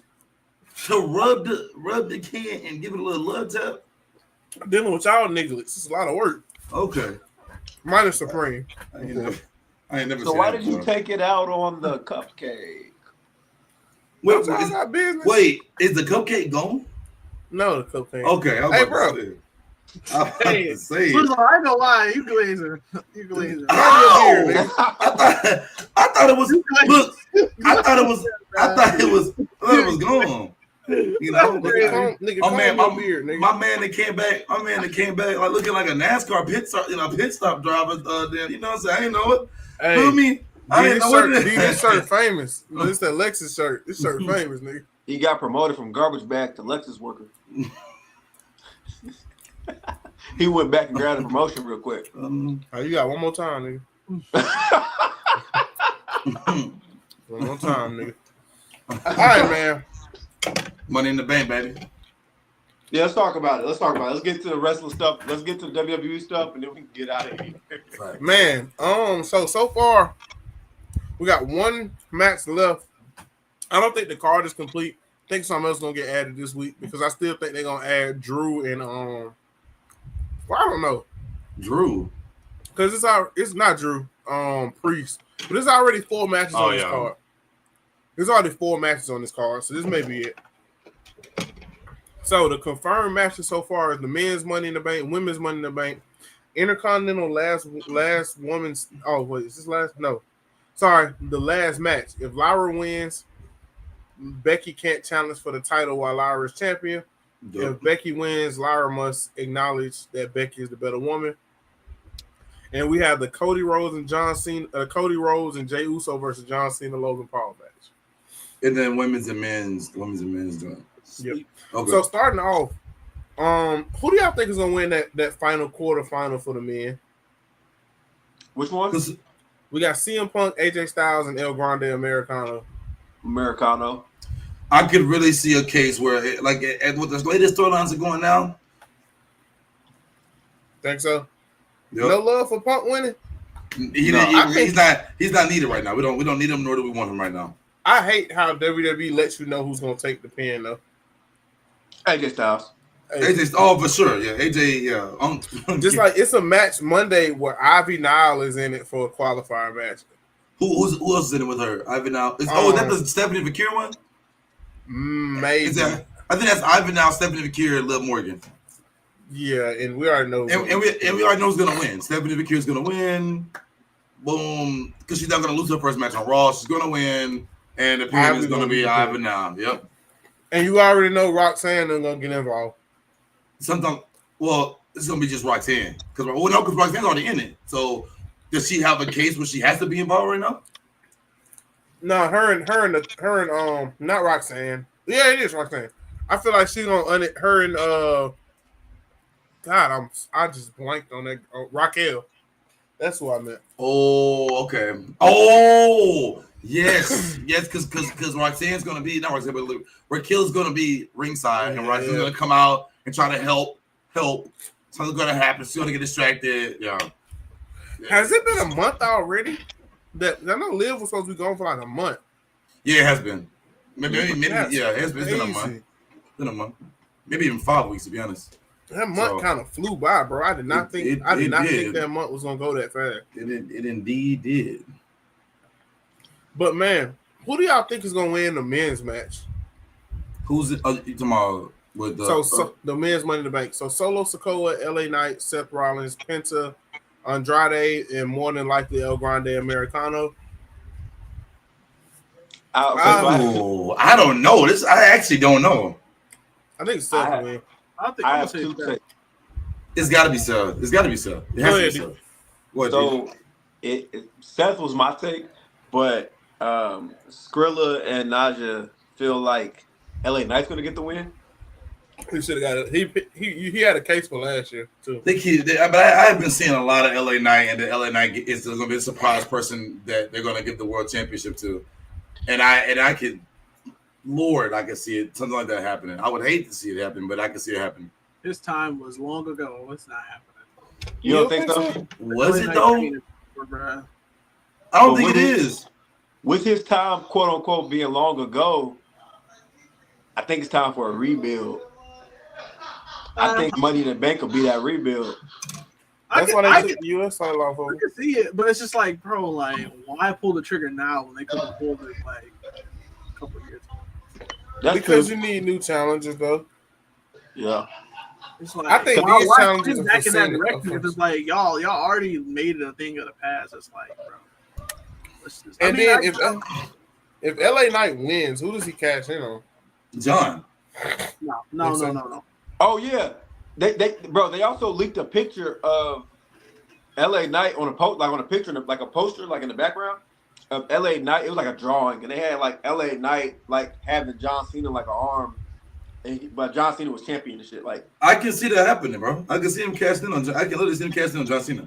Why, John? He's got to though, because he on SmackDown. Yeah. That don't, man. You know the way it's going out. It don't matter, bro. Cody on SmackDown. He beefing with John Cena again. Yeah, but go ahead. I think it's either LA Knight or Seth. I feel like Seth's character has to win it, quote unquote. So therefore, if he didn't win, it would be like interesting. If Seth didn't, oh my bad, go ahead. Yeah, go ahead, bro. Go ahead. No, take it away. If Seth doesn't win it, the thing is we don't need Seth to win it. Because that storyline is the second biggest storyline in wrestling right now. So we don't necessarily need Seth to win that. Like Seth already has a case where he's going to go for the heavyweight championship. So I wouldn't be mad but then I wouldn't be mad if LA Knight won it, or somebody else wanted to go after Jacob Fatu, or LA Knight wanted to go after John Cena. I would not be mad at that because Seth does not. It almost makes it better because you have a guy like Seth in that match who's going to bring the views, who's going to bring an exciting match, put on a great show. He doesn't have to win it right now, to be honest, to continue the storyline at all. So I'm not really mad at it. I wouldn't. Go ahead. I'm listening. Oh, and Penta and Andrade just there for spots and vibes. Yeah. But I would not be surprised. Penta has a small case where we could see him winning it and casting it in on. But wait, has there been a casting on an Intercontinental Championship? What you call it, casting on the US? I don't want to see that. They would never waste the money in the bank like that. Yeah, on the Intercontinental, yeah, they wouldn't. It only happened like one time. Well, we see. What's you call it, casting on the US title? I know that's a rare occasion. He couldn't get into the world title picture if they hit him in the face. Like, wait, who cashed on the US? It was only one world title, so he would have had to cash in on Roman. It was Theory. Yeah, that was dumb, by the way. You remember and you know what's crazy? Bro. Theory lost it. Yeah, he tried to cash in like 6 times that year, and oh my god, here we go. Yeah, Theory lost his cash in. Theory lost his cash in. Wow, I didn't know that. I got a question. He tried to cash in like 7 different times on Roman that year, bro. They should make it with the Money in the Bank can be cashed in on any title. I think it's not like that, right? It is, Hendrix. Is Theory better than Cody Rhodes since Theory beat John Cena? No. Wow. No. Not. But you know what's crazy? Are we? That boy Theory. That boy Theory can put on a. That boy Theory. Theory sells really good. Yeah, sells really well. Is a great wrestler too. But I ain't gonna lie. At the age they're both at now, I'm gonna take Cody now. But it's an injury now. I'm definitely taking. Y'all know I love young Cody. I'm taking young Cody over a lot of people. So, bro, Cody Rhodes will wipe the floor with Austin Theory 10 times. Bro, I'm sorry. I'm not taking nothing. I'm not taking. I'm not a Cody boy, but it's like, bro. It's just like Theory is just like, I don't know, bro. I like Theory a lot though. I do too. He grew on me in the last 2.5 months. Bro, no, I was on the Theory train when like around the time where he grew the goatee and the mustache and the beard. Like that's when he turned up. Like, bro. But like, I don't know. Ever since then, like Vince McMahon left, like, bro, like he has been the most boring character to me. Like putting him with his best storyline as of late is the one that he has now, or I don't know if it's still going on. Is where he was with Grayson Waller. Yeah. And in the last episode of Raw, you know, one thing Shawn Mike mentioned about the Triple H been doing, and he kind of do both of them both do. One thing they like really like doing is putting hints in the background. It looks like Grayson Waller about to join New Day. Bro, that's what they're hinting at. That is his best work in like a year and a half. So like who Grayson Waller or Austin Theory? Austin Theory, like, bro, he has not been relevant in so long. They're both good wrestlers. They're both good. Both of them are good. Grayson Waller and Austin. You can't take away the wrestling ability from them. Yeah. Bro, you have to understand the level that Cody is at the top of the mountain, even though he doesn't have the work. I ain't gonna lie. I just realized how much I posted his promo from last week, and that shit went crazy on TikTok. And I was like, whoa, like from SmackDown. It was a simple promo to me, but people were like, they were like, man, this promo was amazing. He's amazing. I'm like, bro, wow, bro, the promo he cut on Friday on SmackDown, I posted and people were like going crazy on TikTok, and I'm like, yo, y'all really liked it that much, but they loved that recent promo set on Friday. Bro, if you look at go look at my TikTok. You see my TikTok page. Yeah, you get a lot of Cody is like really good. But yeah, like I said, y'all react to his heel. Have you ever reacted to his heel work yet? But that's when I was younger and Cody was a heel. So you talking about Dash and Cody Rhodes? No, I'm talking about he was in Ring of Honor and AEW. Oh, I did. I was well removed from wrestling then. Like I said, brother. I don't know if you know, D. I miss they Supreme and Jay knows. Actually, I think only Jay knows. I missed all wrestling between the years of 2011 and 2024. Yeah. Check out that Ring of Honor AEW promos he used to cut. Yeah. Brother, he had one on TNA too. We cut it on Moose. It was like Moose. Yeah, shout out to Moose. I met Moose. He it was a promo basically where he was like Moose was like it was Cody and Brandy were in the ring, and Moose was like, if y'all need anything, he pointed at Cody. He was like, "You got my number," and he pointed at Brandy. He was like, "And you got my number." And Cody was like, "Wait a minute, you have his number." Check out that promo. React to that. Another viral clip. It's crazy. Look, let me tell you something. Mark my words right now. That Cody Rhodes that he's talking about we're slowly getting towards that Cody Rhodes. And that's what people were saying. They said they could slowly see it coming back. You gotta understand. I said this like way before Cody even came back. Or not even before he came, like right around the time where he returned. Like he won that world championship and it was his time. Like he had his time. Like he's gonna he's gonna have more world championship reigns, hopefully. Right. That's what it's looking like. But I don't lie. Like everything that he's doing, if he does not come through, if they decide to go with someone else as a world champion for either side, if he doesn't win it, like we're gonna get to that point to where Cody is just gonna go on like a downward spiral and he is just gonna lash out at the world. And if you have never got a chance to look at Cody Rhodes, New Japan, TNA, ROH, any of his work, Cody was Bullet Club leader at one point in time. Well, he was. I didn't know that. He's a very if you go and watch. What is the YouTube what is the YouTube channel that he has with the Young Bucks? The Elite. They have Elite. Yeah, bro. Cody Rhodes is a genius as far as like just like being able to get in somewhere and just get into that mindset and being like creative and funny at the same time. His heel work and face work is always been pretty good. That's what I'm saying. Like, bro, that dude is just he's definitely his father. He's definitely his daddy's son. Yeah, look at his dad. And look, don't be surprised within like the next year or so if you see Cody in like you don't see him as this baby face of the company. Like he's gonna be a whole I think he's gonna come off more stone coldish now though. But we gotta get back on top. But I think it's my fault. I be ranting, my bad. Nah, my bad. I did too. You good, bro? Women's match. I'm cool with anybody. No, I'm not. Naomi is the only person. I think it's pretty obvious. Yeah, that she's gonna win it. So who is she cashing? Oh, never mind. All right, Tiffany. Yeah, Tiff. Yeah, and I think what's crazy is it's obvious also Naomi gonna win it too. And I think we're getting towards. I think WWE's finally learning that the story isn't. And it's not saying that it won't ever be the story, but right now the story isn't Bianca and Jade. The story is Naomi and Bianca.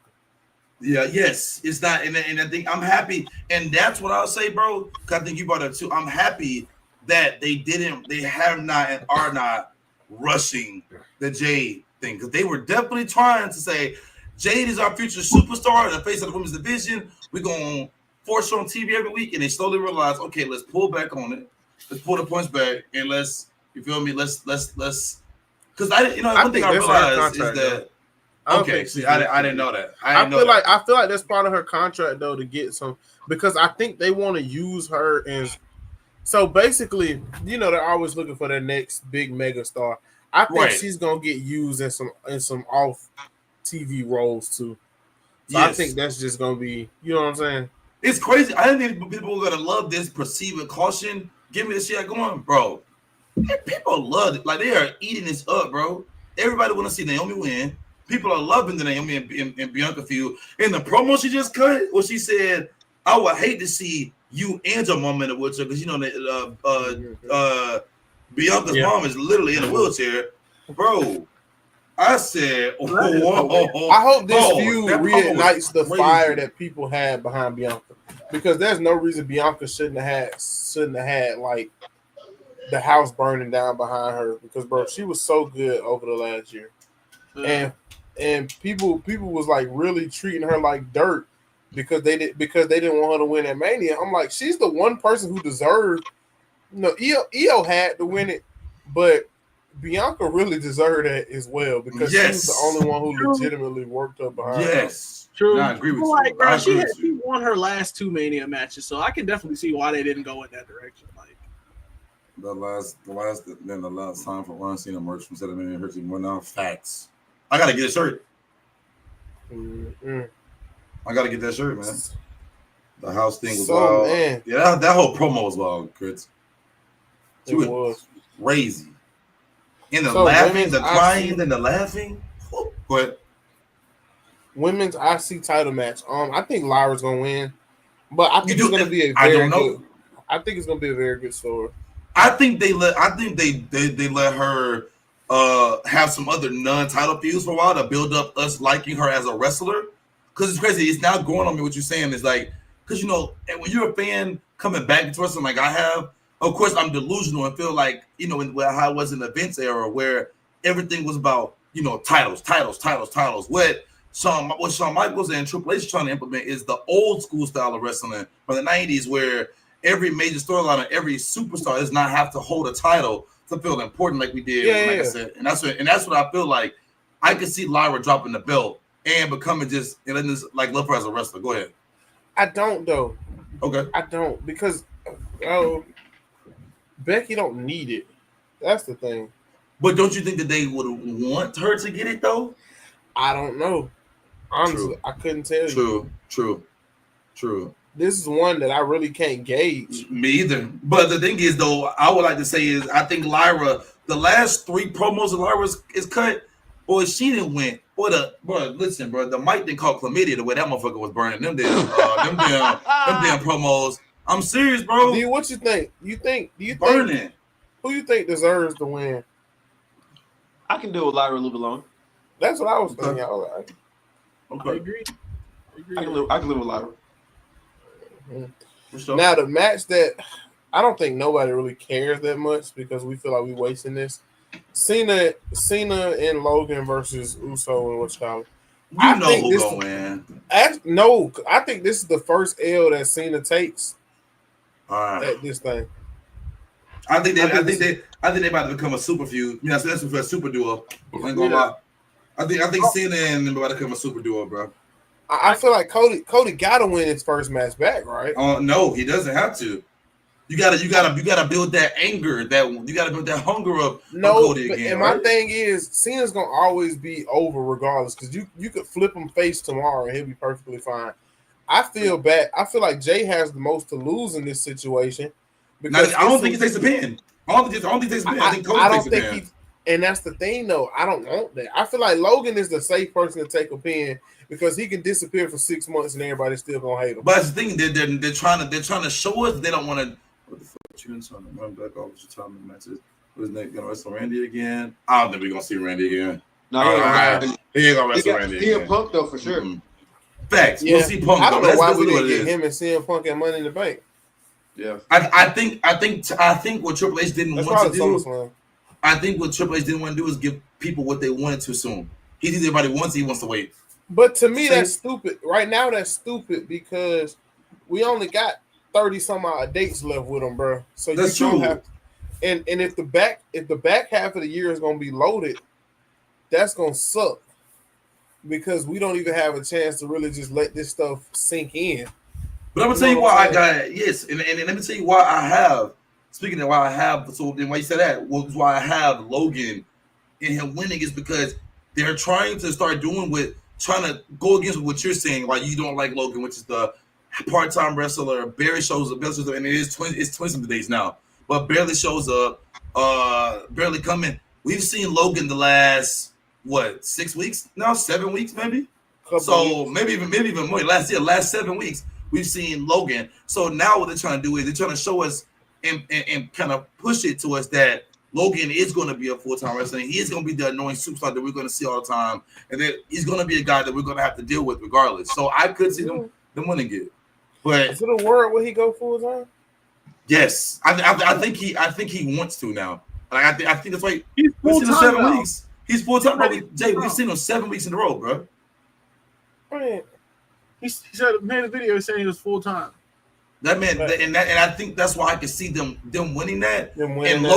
In Logan's case, though, literally just only to build Logan's case. They're not worried about all the wrestlers saying. He don't even need to build. That's what's kind of irritating. As a wrestler, because people We question his wrestler. legitimacy as a wrestler. Yeah, Yes. and I think that's why they're gonna do it. Now, what he But if you're putting him with this version of Cena's not helping his legitimacy as a wrestler. It's not. But if you Because listen this to the generation promo, of Cena is hating wrestling. It's not. But if you see the way Cena is, the way Cena's character is right now is, I'm gonna pick a guy that all of y'all hate, and that used to be a YouTuber, it can do the same thing that all y'all can do, plus some. That's his job. Cena's trying to prove to everyone that Logan is gonna be the new face, and he's better than y'all, and doesn't even do this full time. Ruin wrestling. In y'all opinion, has this been like a horrible? His heel run feel kind of bad. It's bad. No, I think it's bad. John Cena. It's been horrible. No. You just don't get it. You have to get it. I do get it. I do get it. I get it, and I think it's but Cena himself has to. He's so. How about this? Cena is so not giving a F that I don't think he cares about how well he even pretends to be a heel. And the thing is, the whole gimmick of you get, but that's an excuse. Okay, him breaking character, him breaking the part that pissed everybody off was him breaking character with R-Truth, literally damn near choking up on his spit because he's about to laugh so hard. When we saw Cena, you said what? It happens, bro. Like but okay, I get it happens, but I think of this. This is I'm a Raw wrestling is an excuse. It's bro. It's an illusion. It's doing with the way you're acting about it is what exactly supposed to do. I can mess up. He knows I'm old. My body can't move the way it can, which is why he's retiring. He has some injuries that we probably don't know about. He's probably hurt. Body probably been through hell and back, right? Nah, that nigga ain't hurt, bro. That nigga ain't hurt. But I think he hasn't been wrestling because I think, bro, he's wrestled so much over the last 20 plus years. His body, bro. No. He wrestled a lot. He has not wrestled over the last. So you think his body don't hurt? You don't think he wake up like? He probably nigga. You wake up with knee pains. You ain't wrestled. So exactly. So imagine arthritis is arthritis, nigga. My ankle hurt every time it rains. I'm saying, bro. That's what I'm saying. I'm saying he hasn't done enough wrestling over the past 5 years for me to just say, oh, he should just be this big, bad, horrible, whatever. He has not. He's there a lot now. He ain't did a lot of wrestling over the last 5 years. That also goes to the point. It's an illusion, bro. Him saying, "Oh my gosh, I'm a Raw wrestling," is also he thought about this deep and long. If I mess up, it won't matter because they think I'm trying to Raw wrestling. It's supposed to be bad. If I stutter in my words, it's supposed to be. I'm doing it on purpose because I'm supposed to mess up. It's supposed to be bad. If I come out here to some boring stuff, it's supposed to be bad. If I think he's washed. No, I don't think he's wise, but I don't think he cares enough right now. I think he genuinely does not care enough.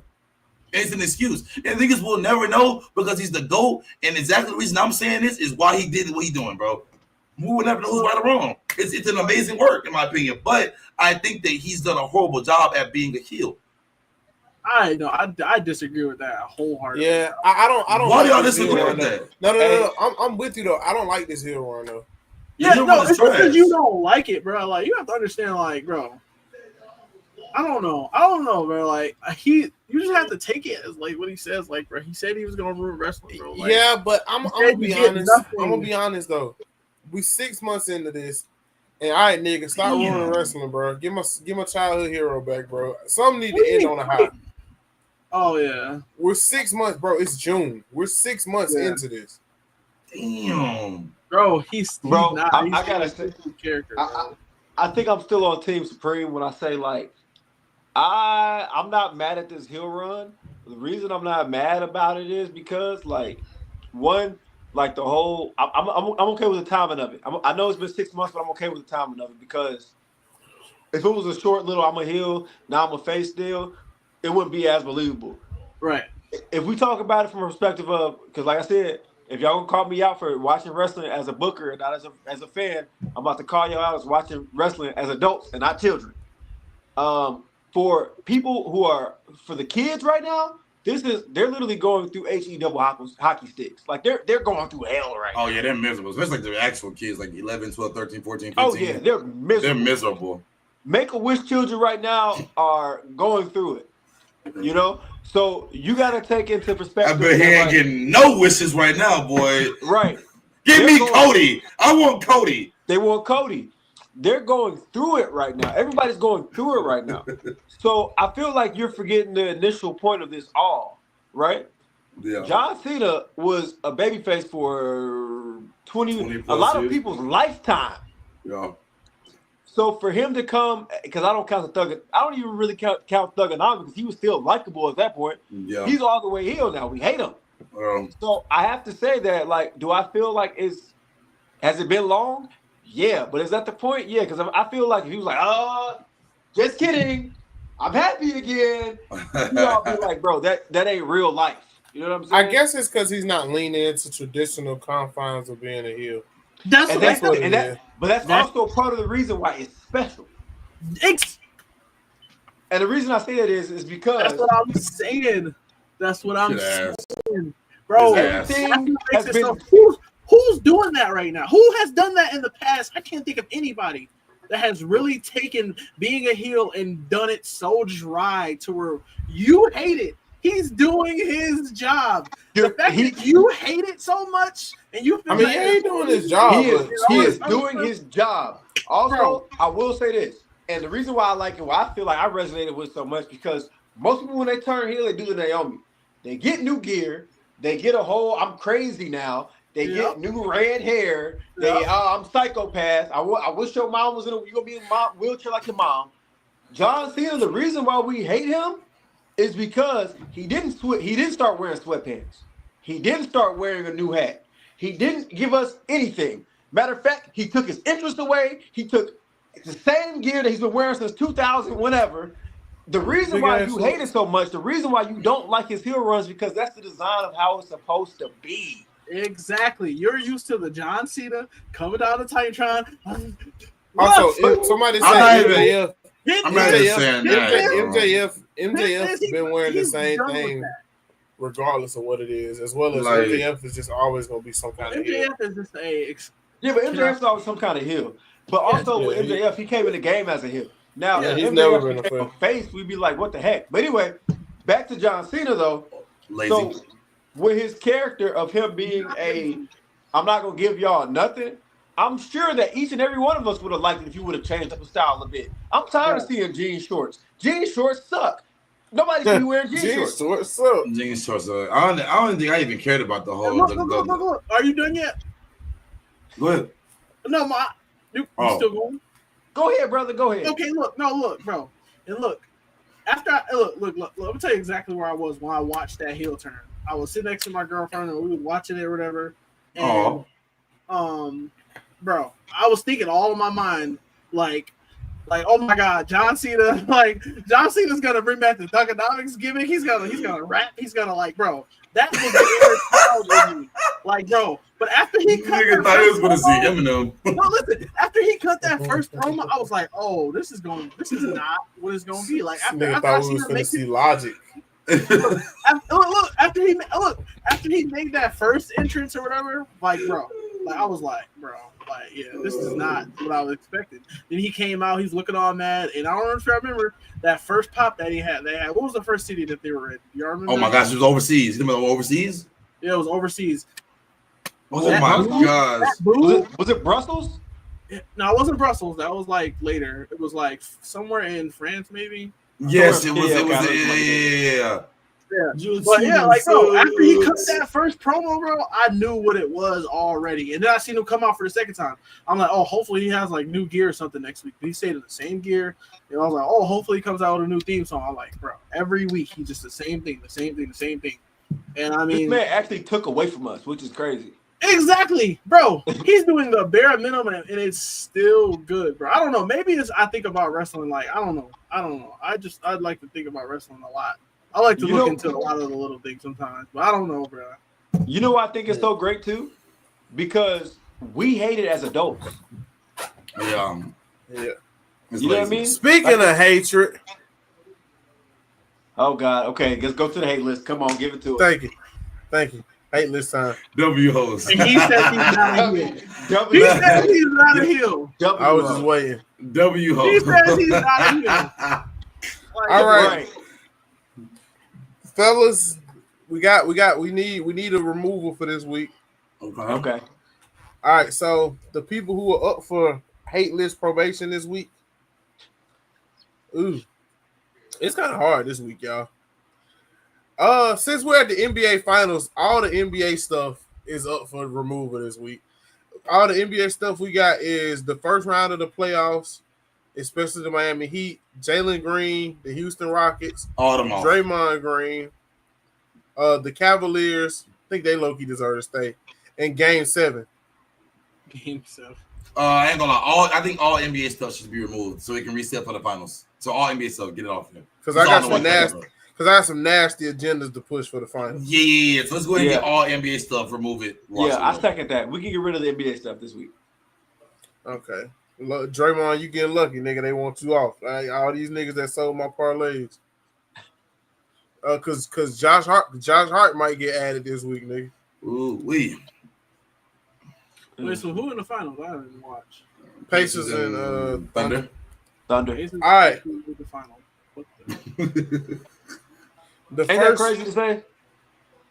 That's not even crazy. Freaking Pacers. You want to know what's crazy? Indiana and the Thunder had the 2 best records since January 1st in the NBA. Bro, that's not crazy. I told people when they went on that, they won like 23 out of their like last 26 games. I said, man, they about to do what they did last year again. Go ahead, boss. All right, wow, that's crazy. First edition, Swizz, you got nominated earlier in the week to be on the hate list. Yeah, but my chat, bro, there's chat definitely nominated that nigga to get on the hate list. You was making some L takes earlier, right? Go on. Nah, it ain't even L takes. He just had a plethora of stuff going on. What you been doing, man? Nigga, they want to get him for being a milkman. Like, how am I gonna? Never mind. I'll take back everything. Exactly. See, my man gets it. My man gets it. Hey, man, don't worry about it. Just because you ain't drink those, drink your little vanilla milk don't mean that we can't drink the vanilla milk. What else? Chad, what else you did? You did something crazy earlier. I don't remember, but I know I like my vanilla milk. Okay. Yeah, D, we got some milkman over here. Strawberry milk to be exact. I love it. What does that even mean? You know what RG3 is? You don't know, man. If you don't know, Robert. Listen, I got you, Face. I'm gonna explain to you. I got you, Face. Black queens forever, snow bunnies never. There we go. Okay, I live by this. Yes. Oh well, you can keep that plethora of whatever. Yeah, shout out to my girlfriend representing. I love my little what's it called, the little board with all the colors and spices in it. I like that. Nigga want a charcuterie board? Yes, exactly. You got all my little meats and spices and colors. All right, y'all. So actually, I'm gonna say this too. I'm probably not gonna be here for the rest of the video. I gotta go here and I gotta get out of it. This isn't my house. If y'all notice the black background. Oh nah, do your thing, bro. So I appreciate y'all for kicking it with me. Everybody who watches the lounge, keep watching the lounge. Subscribe, add us on Instagram. Come to change on June 15th. I love y'all all. I'm out. I nominate that nigga. That nigga is not nominated. Big face. Yeah, D is not nominated. What did you say? I said we're going D. We went to high school with him, so I can say that. Yeah. Nah, bro. What did you we did go to high school. I said peace, D. Oh, I thought you said something else, bro. I was like, freaky boy. All right, so this week's nominations, Supreme Phone is nominated for the hate list. Look, bro, it's been through it like hell, bro. Look at the back of it. Like, it's broken. It looks normal to us. And it looks normal. Look, you can turn it on, but the screen is just like done for. I can hear all my notifications. Like, I'm so what did you do? Like, what did you do? I fell asleep and I woke up and the screen was black. Like, I kept trying to click it on. I'm like, that man fell asleep on a phone like this, phone overheated, had a YouTube video playing, spitting all the cracks and crevices. All right, so that's your chat for nominations, bro. We gotta ask something. Hey, fellas, if y'all in this long, you know what I'm saying, awake, nominations, you feel me? Because we gotta go and get on up out of here. Yeah. But yeah, I nominate Supreme Phone. 1,000%. Let's think of some actual good nominations this week. Let's nominate for the hate list. How big you gotta be to break your phone laying on it? Bro, oh my god. I I wasn't laying on it, bro. It was like next to me. Man. Who's on the hate list? We're trying to take down a midget. Oh, that's what it was. What up, Jimmy? Good morning. Good morning. Good morning. Oh, you were trying to take down the midget. I do remember that. The midget. Right? Nah, swear. I can't. Listen. We got to make a rule. Any host cannot go on the hate list. I'm down for that. Here we go. Host cannot go on the hate list. We get a pass. I'm down for that. You do not get a pass, man. We get a pass. Hey, I've been playing the NBA Live 19. The shit sucked, but it's fun. Anyways, that's you playing right now. Yeah, that shit, I'm gonna be real. This shit trash, but it's fun. Y'all know who? I think we put TKO on. Oh yes, they are a staple to that. Okay, they are going to be staple, like backyard wrestling, deathmatch staple. Ain't coming out. Who not? TKO, they staple. They stuck. Yeah, for sure. Like, especially after this R-Truth thing today. And indefinitely suspended. Yeah. TKO not coming under review for a while. Man. I hadn't had much I had to hate on this week. Yeah, I ain't gonna lie. It ain't been too much to really hate on this week. It's been a pretty solid week. You know what I'm saying? Oh, wait, no. TNT. Because we just got the last episode of NBA. But Inside the NBA got picked up by ESPN, though. Man. It just won't be on TNT. We're not gonna hear the same song no more. It's gonna change. That's TNT rights. Oh, that is. Ooh, TNT might need. But it's the NBA then. Then the NBA going back up here because the NBA chose not to renew that contract. Oh, they must have. Okay, well, you know what? We're not gonna we gonna let TNT slide then. Okay, if that's the case then. RG3. Yeah. RG3. No. I'm riding on RG3. Put the whole NBA on there. Come on. I'm riding on RG3. I'm riding on RG3. All right, gotta be RG3, bro. Yeah, I'm riding on my boy. I don't know, man. I'm about to say put Jey Uso on there. I'm tired of it. 4 letters. One word. I mean, when you can make a balance, okay. Bro, when in doubt, yeet it.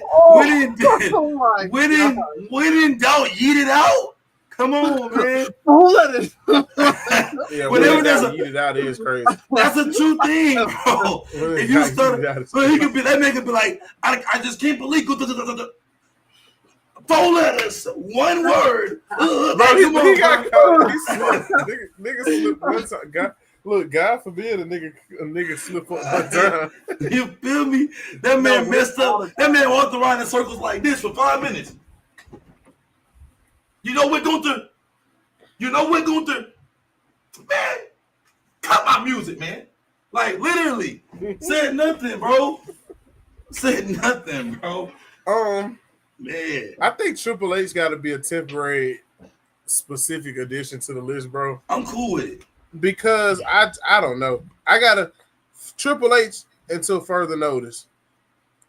We gotta see what the truth is about this R-Truth thing. Triple H until further notice. I feel like that's fair. Yes. Because I'm still thoroughly confused by that R-Truth thing, bro. Ooh, we do got Triple H, The Rock, and TKO on here now, so we got the trifecta. Also, I can remove El Grande Americano for right now because I think we about coming to the end of that. Yes, I think so. So I can remove him for right now. The whole TKO on there, Hendrix. Yeah, we can. Yeah, the whole TKO board. Yeah, I almost said put the WWE on there for leaking that El Hijo Del Vikingo. Yeah, the El Vikingo thing. Yeah, that was that. I ain't gonna lie, that's a really bad leak. Like, I don't think people realize how bad. Other people realize how bad that was. Like, that's like a major storyline. Especially like in AAA, how major that storyline was with, Alberto Del Rio, as y'all know, I'm winning that. That's really bad that they leaked it. Oh, almost 6 days earlier that he was gonna lose the weekend. And then going through with it. And then they still went after messing up a storyline like that, and then still continuing to go through with it. Oh nah. Oh, bro, they had to go through with it though. Because I don't even think they want. I don't think they want nothing to do with Del Rio no more. Who, AAA? No, WWE. I don't think they want. Like, just like I don't think Wow, Nick bro. Nimitz or Matt Cardona right now will ever Mhm. wrestle in a WWE ring, even though we got the TNA promotion partnership. thing. Yeah. Yeah, I just don't think WWE is too interested in bringing back old flames. Basically. You know that because that's why we haven't seen them. Seen the tag team belts come back over, and I think that TNA did that to protect those belts. Knowing who that got the belts right now? the Nemeth brothers in TNA, they have it. Okay. And I think they did that to protect TNA and those belts, so that all yeah, Yeah, if you ain't a Hardy boy, you ain't coming back over here, nigga. Facts. And you know what, bro? The more we get through this, I'm so happy that they did bring them to NXT 3 times. You know what I'm saying? But yeah. Any hate list Hall of Famers? No, not this week. Not this week. But I will say that something that almost pissed me off was Shawn Michaels, but he got away with it when he put that freaking belt to JC Jane. He almost got. Oh yeah. He almost got. I wanted to come spoil it for you because I saw it. I saw it on Twitter. So I was like, I ain't gonna lie. I can say it now. A dude in my chat came in there. It was a PG. He came in there and said, "Bro, so you know I watched it. I had to watch rerun because he was playing 2K." He goes, "Bro, I'm so mad, bro. Oh my gosh, I'm never opening Twitter again. That's the biggest spoiler ever." Then No Game goes, "Bro, chill before he puts 2 and 2 together." Before No Game said, when he said biggest spoiler ever, in my mind I'm like, ain't no way Stephanie would kill off the title of JC Jane. It's the only that made sense. Like that was one of the most shocking moments that's one of the biggest NXT moments ever, bro. I ain't gonna lie, and I missed the whole fun black and gold. It probably is because I didn't know how because I don't watch NXT a lot, so like niggas was really pissed, bro. It was bad. Like and the announcer, I was told the announcer wasn't even told who was gonna win the match. So when he said that like that for real, he was for real. Genuine. Oh yeah. He didn't know he wasn't told who was gonna win the match. That's crazy. So he was stuck. Nah, that was bad, bro. But it was bad. But shout out to Shawn Michaels because it was so good because he did exactly what he's supposed to do. That's shock, man. Because now what he did is he got 2 of the 3 prettiest girls I think in all of WWE. Well, one of the prettiest factions. I ain't gonna say that what I'm about to say. One of the prettier factions on TV. He did the smart thing. Put the belt on people that people want to see right now, and that's whatever they call it. So yeah. JC Jane, you know what I'm saying? What's her name? Henley Fallon, what's her name? And what's the other girl name? I forgot the third girl name, but she, yeah. So yeah. Shout out to them, man. Yeah. I think that's it for me. That's it, man. Supreme. Hey, man, great show. Great show. Great guest. Shout out to Skrilla. Shout out to Najasism. Man, this is a good one, bro. For any of you all who do not know, LPW news coming this week. We had a lot going on, guys. We've been trying to get LPW out, bro. We've been trying. Y'all gotta understand, we're so busy. And they know. I told my chat. They know I still got a lot to do on my side too with contacting some other people to figure out how to make it run smoothly and how we can see it where the stream can see it. It's a lot that we have to figure out what to do. Yeah, we're gonna figure it out and get that handled. So yeah, I made sure they knew because they hyped for it. Oh yeah, bro. But don't worry, y'all. Every time we hold something up from doing it, y'all should be grateful that we're not just putting any kind of product on the screen. We are not just gonna put anything on the screen, especially with our name behind it. And yeah, man, we're getting a lot of traction. If you are on from Swizz side and have it sub to the YouTube, !pod, baby.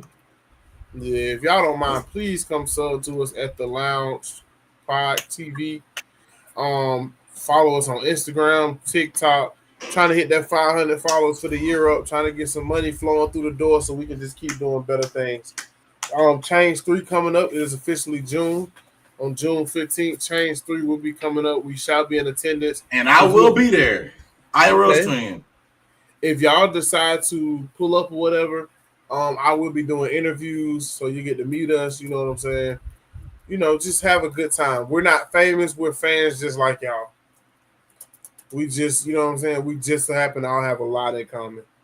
But, man, Supreme, any words, brother? Man, bro. That was a good show. I was so unprepared, but I feel like I fit in really well. Hey, I mean, man, me too. We throw you right in the fire, man. But D told me, he was like, "Hey, I got some special plans. So don't worry too much."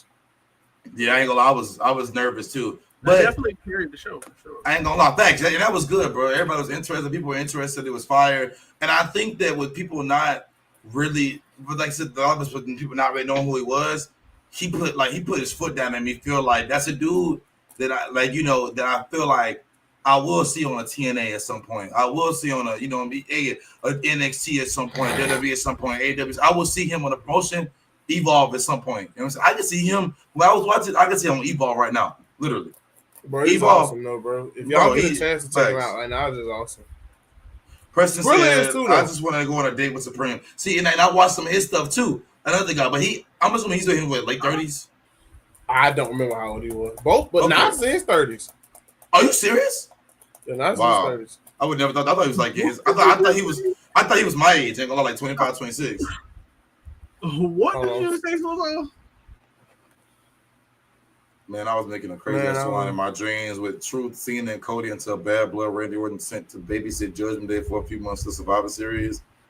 Yeah, we know how. Yeah, with Chris. Yeah, Chris be driving that truck going crazy, man. And shout out to Chris, man. I mean, be driving a truck across the country and still be tuning into the streams, the pods. You feel me, man? Shout out to Chris, bro. Real one. Yeah, man. Without further ado, I'm your host, The Lounge, Shawn Michaels himself, 1996 edition. That's my main man, Swizz. We got Supreme, Mr. The Face 2, Change 3 in June. We got a lot of good stuff coming. Me and Swizz got to see if we're going to IRL stream next weekend, though. I still got to figure that out. Where's next weekend? Money in the Bank. I'm trying to think, bro. We'll talk about it. We'll see. We'll talk about it. But, man, without further ado, man, I'm your host, Mr. J. Y'all, you know what I'm saying, keep it together. If you shake it more than twice, you're playing with it. And we out here, baby. Peace. Huh? What?